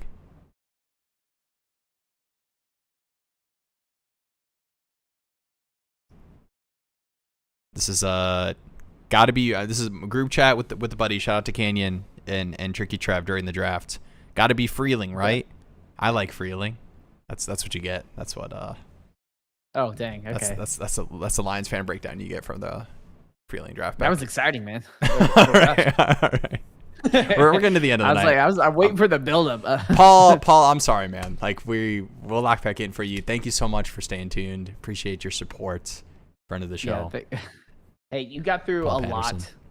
If you've been through this, true. This one especially, the mic issues, the butt related puns, and dude, the mic issues are the worst because I can't hear myself. So like I have no understanding of how long I was robot voice until you. It went for a little bit.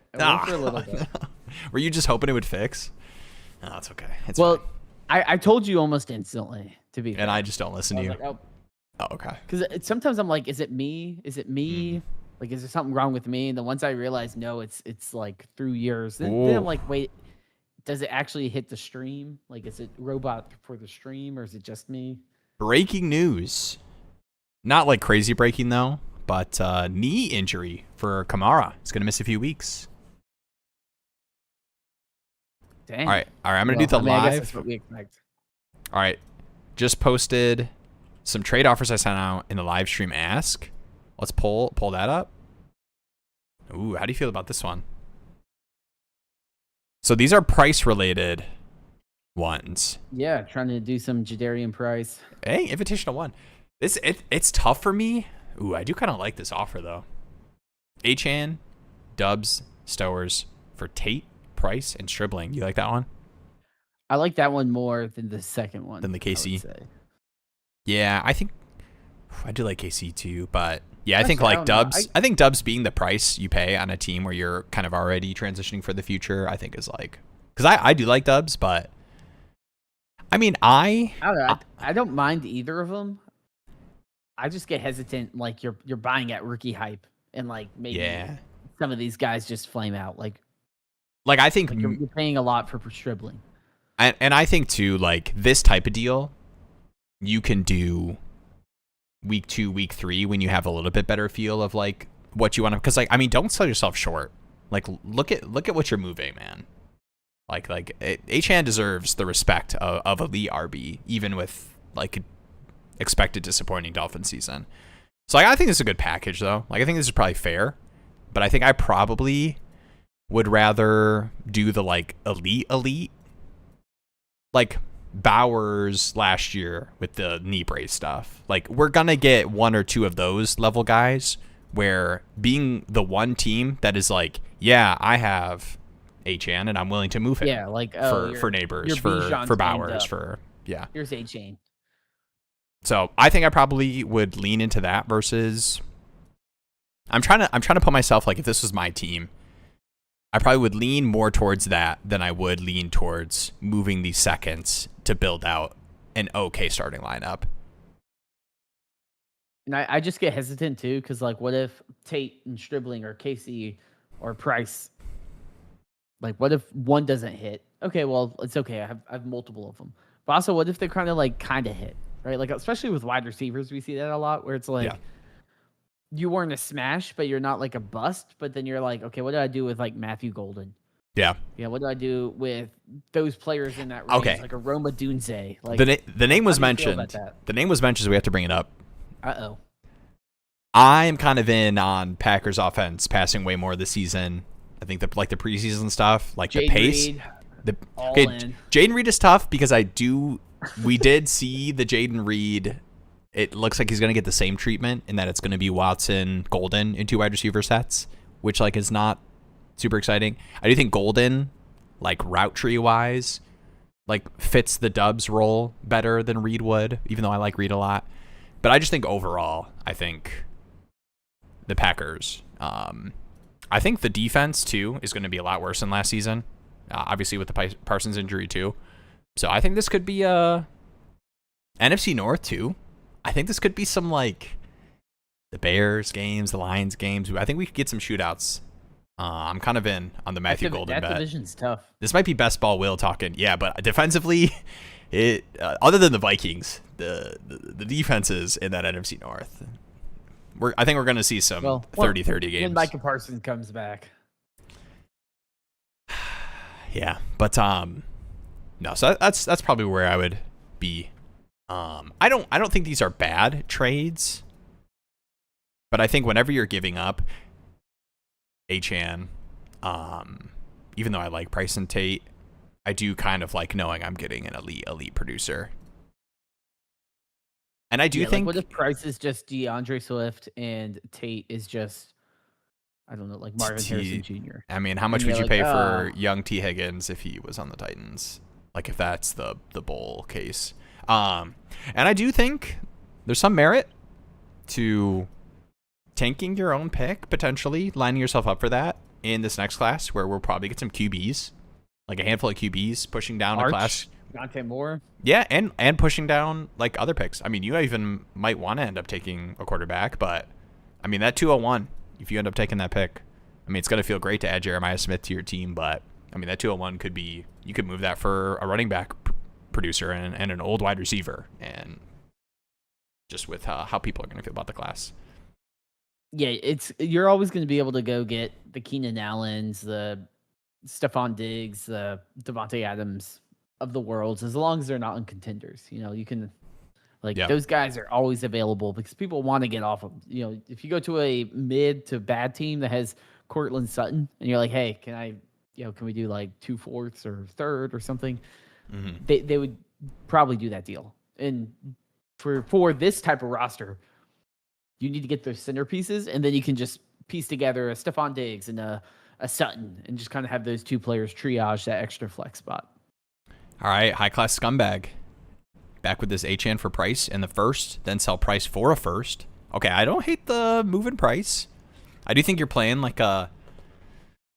I mean, Price I think has a strong enough market that you can probably do this, but I get a little sketched on some of these. Like, you don't know how exactly everybody feels about him, but I think there's enough steam on Price that you could get this done. Try to sell Cooper in a second for a first. I don't think anyone's doing that right now, unless you get some like positive reports ASAP, or he has a good preseason game or something. And as soon as Sanders starts, yeah, I mean, we saw Cooper go mid-second round. Okay, I think I think these last two are a little wish casty, but I think removing the first from it, it could be like Cooper and something, or like Cooper for a second and something, or like you could do deals like that, or you could just wait out the first round receiver on this kind of team. Like this is the kind of team you would do that with. You just kind of take your loss of like current value and just kind of wait it out. Yeah.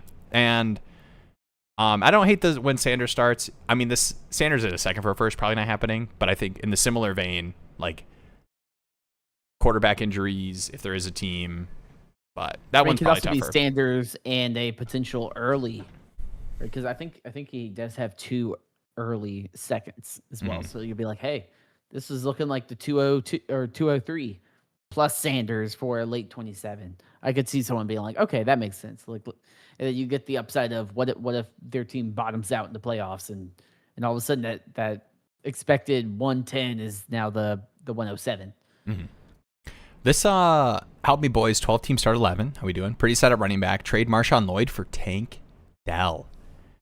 Man, the Tank Dell stuff is... How bad is this? I would do it. Is the Higgins injury bad? I saw he like went down at practice 2 days ago, but I don't think it's that bad, right? I haven't heard anything, but leg injury during joint practice yesterday. I saw the report that was like somebody... Gosh, and I hate when I see these. I saw this headline. Okay, imagine Will just like scrolling something. It probably was Twitter or something. Oh no, Jaden Higgins is in pain on the ground. Helmet off. Doesn't that just sound like he's out for the season just off of that? Like without knowing anything else. Man, Tank Dell's tough, dude. I'm all in. I saw Tank Dell like absolutely cook. I think Matthew Golden. Yeah, it was or someone. Golden. Yeah. And I was like, you know what? I think I'm back in. I mean, that dude lost his leg, and he still looks crisp out there.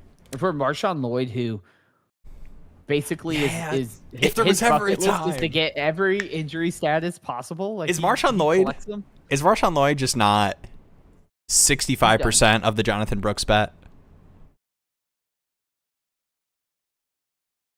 So like if you hit, you get... No, like the bet is like 65% as good of a bet, but it's the same bet. I think Brooks' upside is a lot higher, though, I would say. I agree with some of the pass catching stuff, but I don't believe in either of the bets. Just to put that out there, I don't want to have the Panthers bias on me. I just think the Tank Dell bet is over. Yeah, like Lloyd is just, it would have happened by now. It's just been too many years. I will give the approval, even though I have been a guy that's been grabbing Marshawn Lloyd in my startups, mostly because of the this is my fallback. If you think about the market, no, I just think that like week 1, Tank Dell. I mean, it probably won't be week 1. The first week that Tank Dell plays, 80% snaps, 6 receptions, 80 yards and a touchdown. Boom, he's worth a second, like immediately right off of that. And I think the Marshawn Lloyd, I don't think Jacobs is going to get a suspension based off of like all the suspensions that got rolled out. And the injury Lloyd stuff has to stay healthy. I mean, what's the running back? What do you got? Chris Brooks. What's this Packers running back room looking like without Emmanuel Wilson? I do think it's pretty desperate, if I recall. It is Chris Brooks, Damian Martinez, Pierre Strong. It's just every running back that has been on a Will Dynasty roster before. and never Dude, I sniffed had the so starting much Pierre lineup. Strong, man. I thought Amy Martinez was pretty underrated, but I guess I was wrong. Every year in the league, I trade up like from like the 305 to 210 or something, and I'm like, Get I your need guy. this guy, and It's they Jacoby Lane turn for out to me. be nothing. Like last year, I traded up from the 305 to 211, got Bashal Tootin. Because I was like, I felt like that was a good value. We'll see. 305 was Harold Fannin. Ah, And I'm like, oh man. I'm like, man, I even if Tootin hits, I'm like, I feel like I lost that one. see if you can, like, the Josh Jacobs owner is sweating a bit. Like, if I can make this bet into okay, whichever side is giving me the swap, like, can you get a 3rd-4 swap? Like, you like grind these margins of like, he cares way more about getting Marshawn Lloyd than you care about getting Tank Dell. So like, instead of That's doing true. the 1-for-1 That's cash true. out, if you can just like, hey man, give me a 3rd-4 swap with this deal or whatever. Give me some fab. Yeah, get something out of it for making him feel better. All right. I mean, honestly, I think Tank Dell's going to have a higher ceiling anyway. Totally fair. I mean, we were going back through it. My home league startup, man, brutal. There should be one day where I analyze this. I'm gonna mention this, and then I'm gonna give you a closing thought, and I want anyone in the chat to let me know as well. So here we go. This is the closing thought question. Okay. Out of all the rookie hype, this is similar to what I asked Jeremy at the start of the stream. Which rookie hype steam up are you buying the most? Okay, which one's real? And then I'll also tell you at what pick I took AJ Dillon in my home league startup because that was brutal. I'm buying the Stribling hype the most, I think. I think They drafted him above expected draft capital. The injuries, the reports, situation, like it's not like and then his first game, they were like on the broadcast, and I think it was Trent Williams was like, "Oh, like Stribling's been amazing," and then he makes that crazy like hands catch through contact, and Yeah. I'm like, yeah, like dude, Jawan it's Jennings. hard for me to ignore that. Jawan Jennings, like if you talk about fantasy production being like a Shanahan related thing, like Jawan Jennings going from, smashing 3rd and Jawan to he might lose the wide receiver 3 spot to Ty Felton. Like that is a big dude. If Stribling has the role, like this could be legit. I mean, what was his name? Jawan Jennings was 1 quarter away from being a Super Bowl MVP. Yeah, dude. Well, he had that role is a valuable role. 150 in 2 or 3, and like the Pearsall, obviously the Pearsall thing coinciding with all this stuff makes the bet a lot cleaner. And I think potentially currently hurt Christian Kirk. Who knows? Obviously helps as well. Need Jacoby. I think Jacoby is probably my second steam hype I'm buying. Lane? I think so. I just want to say, like the strip hype is real. And this is one reason I just mentioned the joke idea. I don't mean it as a serious idea of like the Puka index of like, I remember when Puka was smashing week 1, week 2, and it's like, at what point do you like change all of your priors and be like, okay, I guess I need to like take this guy seriously and buy in on him. And I think Stribling is someone where it's like, I don't remember what Puka looked like in the preseason, but I do think what we're seeing already from the reports and the production is something that is, like you see, like people that have done this for a while are like, hey, this maybe my initial evaluation of this is wrong. Like maybe this is someone that is going to be very involved, and we need to kind of reevaluate, what this odd profile may turn out to be. Yeah, and there's like no amount of context will ever like fully project. Like it's just every single year, like the, it's like the production profile and like his yards per route run. It's like you just have to loop in the context of like college situation overall. And I definitely been looking closer, and obviously you listen to a lot more people talk about Stribling now, but yeah, I mean like the role that they obviously you're not rolling out Brock Purdy and Kittle's out there and Mike Evans and Stribling's doing what he's doing in this first preseason game. But I think to have like that much like targeted usage, I think he broke some sort of record for like within the first. Anyone else see that? This is the last dribbling hype point I'll give for the dribbling hype beast. While I read this Jacoby Lane message, I think Jacoby Lane's run coincides with the fall of Andrews over the past couple of years. He might end up sliding to the role for Lamar. That Andrews hasn't been great a couple of years now. I think it's also paired with just like new offense overall, like Declan Doyle stuff. Like if this is truly a more under center, we're getting some King Henry play action, Lamar rolling out, and Jacoby Lane is Finally, man. winning the way that he's winning. Yeah, finally for sure. If he's winning the way that he's like reports have been in the offseason and, you know, with limited sample size we've seen in the first preseason game, like I want to buy into that at the late second in this class every day of the week. Dribbling.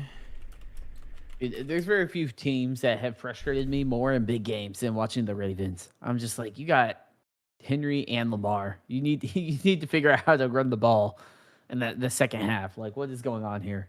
Mm-hmm. Also Claiborne. Claiborne, yeah, and K-Tron. You're just reading my draft picks from earlier. But yeah, I do like both of them, and I think both of them have those backfields where Aaron Jones gets injured, you know, or one injury, and they're going to get a rollout. And that, yeah. And I'm not saying they'll hit, but they'll at least get a shot. Hey, Xavier Smith. We did that last year. Xavier Smith was a popular waiver wire pickup for people last year because he, you know, was in one game that Jones was hurt and had like 4 or 5 receptions or something. Like, season's wild, man. There you go. It's long too. I mean, there's 18 games, so you gotta. We have already got injuries. We're not even season even started yet. Major we already ones. got a bunch of injuries. I have no idea how long Jackson Dart will actually make it. He's got Najee Harris there. As long as that vision's restored, he should be good. I just got flashbacks to the firework incident. All right, Jeremy, any parting words? This is a pro Stribling, pro Jacoby Lane, at least on one side. It is. Will you back me? What's the earliest you would take Jacoby Lane in a rookie redraft? You got your home rookie league. I think like 204. Okay. I agree. I think he's cemented himself at least as like the same kind of tier of good wide receiver bat as like the Chris Bell, Antonio, you know, obviously Antonio Williams, you got to give the bump down, but like that range, he is at least in that camp. And I still think Surratt down to the fourth. I think he probably replaced Surratt in that role because I think Surratt was kind of in that early mid second for a lot of people. But I don't think Surratt. This is the Baltimore guy. I don't think Surratt is like a terrible pick. I just think it's obviously worse if you're getting positive reports. We're also working on a sample size of like a first quarter for a lot of these guys. First quarter and like a paragraph of training camp quotes, like nothing that is like super set, but. And that's why I don't want to overanalyze it, but I do think the Stribling stuff was impressive, and I think the workload is very light. That's the one I feel like is going to be the stickiest of like, okay, cool. Week 1 happens. Like Mike Evans is already banged up. Kittle's probably banged up. He's probably not going to play week 1. Pearsall's out. Like what they have to put somebody out there. Like it doesn't matter. Like there's just not enough hands to go around. Stribling's going to get his chance. Yeah. And it's the constant drum beat stuff, right? Like it is not just one piece of evidence of like, oh, he caught a touchdown in the preseason. Like that's like 6 fantasy points. Catch. It's Keon Coleman made a cool catch once, and it's like, but it's like you need to see a lot of that. And it is 100%. It is not a Jacoby Lane should be everyone's 109. It is just the range that you would have taken him. He is now a better bet in like when we're talking about, you know, you said the 205, like that kind of like early mid-second range, which is where I'm at for. Yeah, once you get to there's 5-6 interesting wide receivers. Which bet do you want to take? I can completely fine. What was once Antonio Williams, you can say, hey, it's Jacoby Lane, and I'm like, yeah, makes sense. All right, last note, because I think this is probably the most interesting aspect of the conversations we've had in that range. Is Omar Cooper still a tier ahead of those guys for you? So like those guys would probably be in that kind of 202 through 206 range if you like for sure wanted to get them in a rookie draft. Is Cooper? I don't think so. One stage ahead, or is he in that tier and it's just a matter of where he's positioned with those wide receiver bets? He's in that tier for me.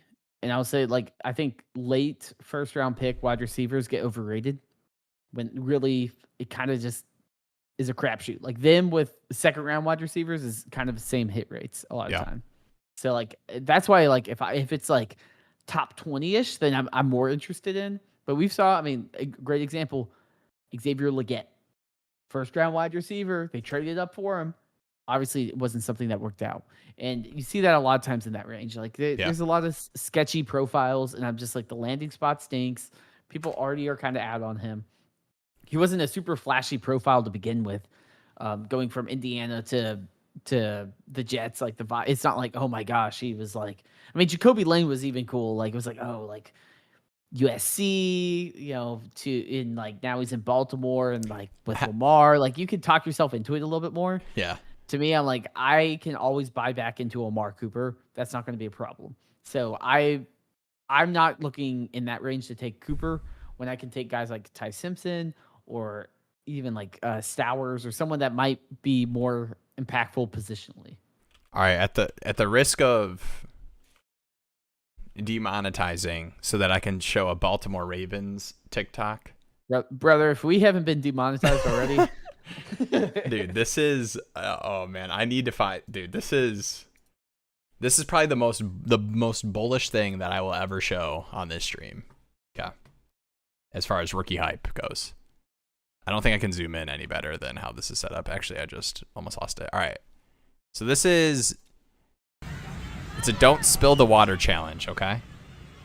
So I don't know if you've ever seen this before, but you have 2 cups of water and they like go through players trying to fill it up as close to the top without overflowing, okay? This is Elijah Surratt. Very, very controlled. Pretty good. This is like a minute and a half long, so I'm going to skip ahead a little bit. All right, you get a little bit more here. I think there's one more player, yeah. All right. So he does a pretty good job here. Jacoby Lane is the last one here. Okay, you have to add water to this cup without it overflowing. Okay.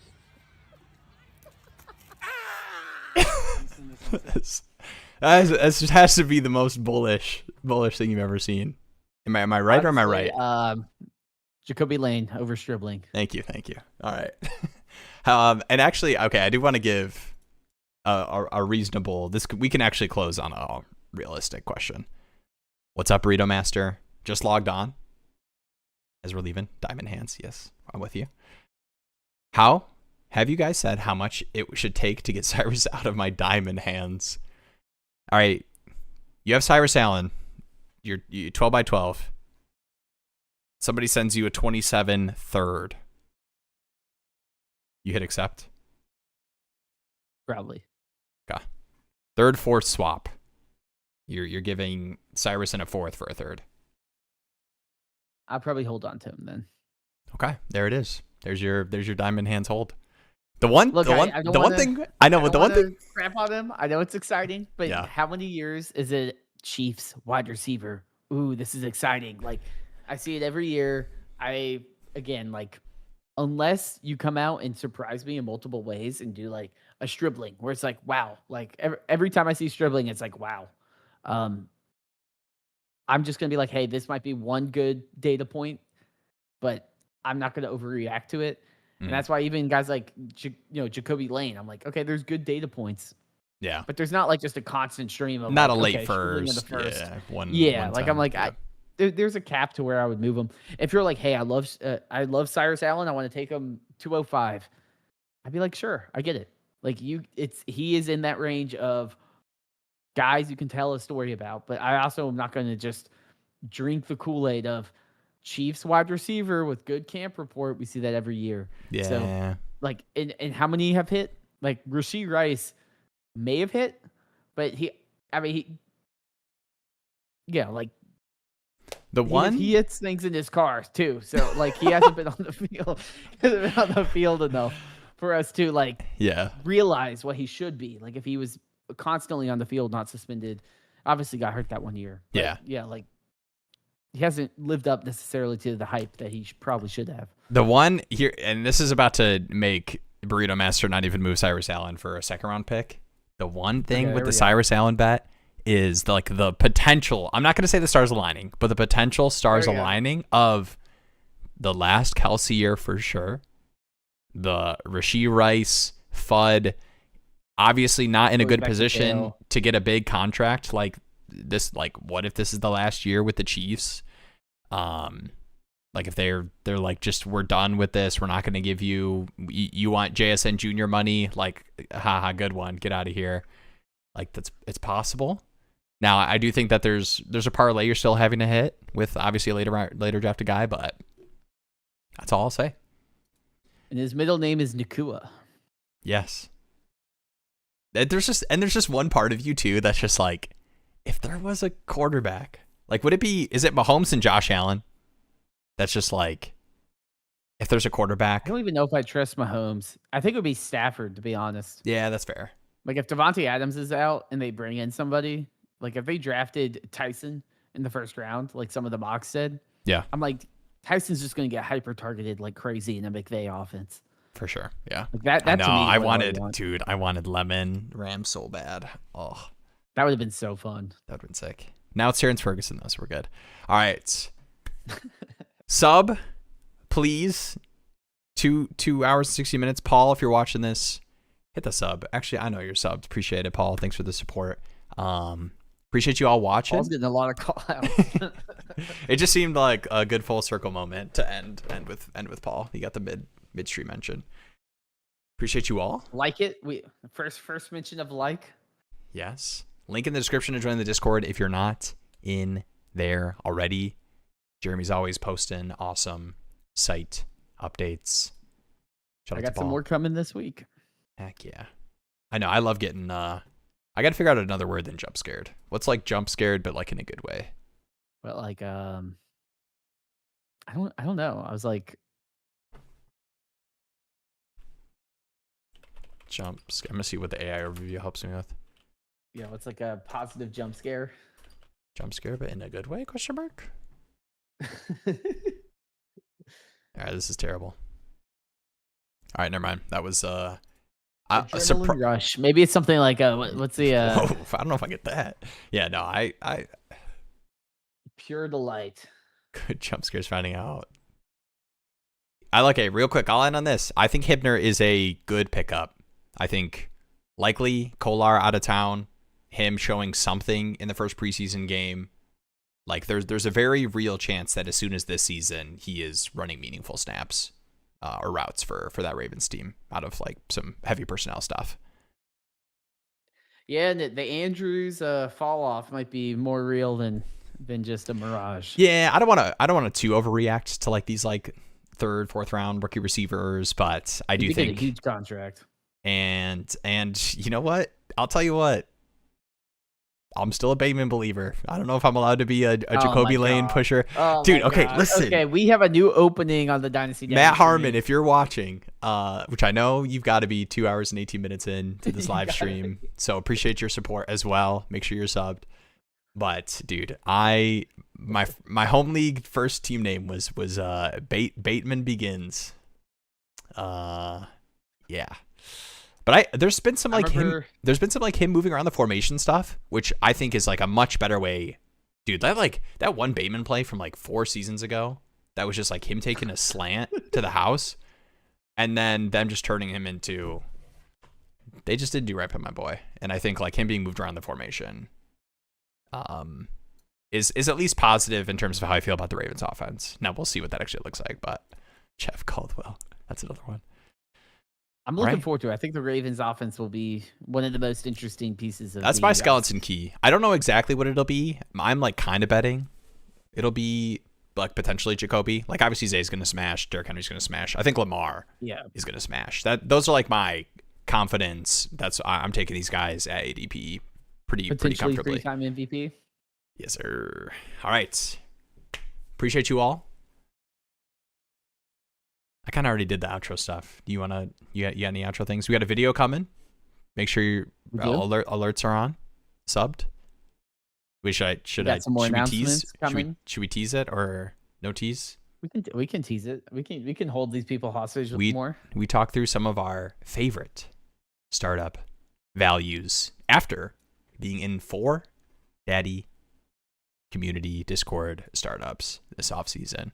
Getting a good feel for our favorite values there. Good night. Sleep tight. Appreciate you all. Peace out. Peace out.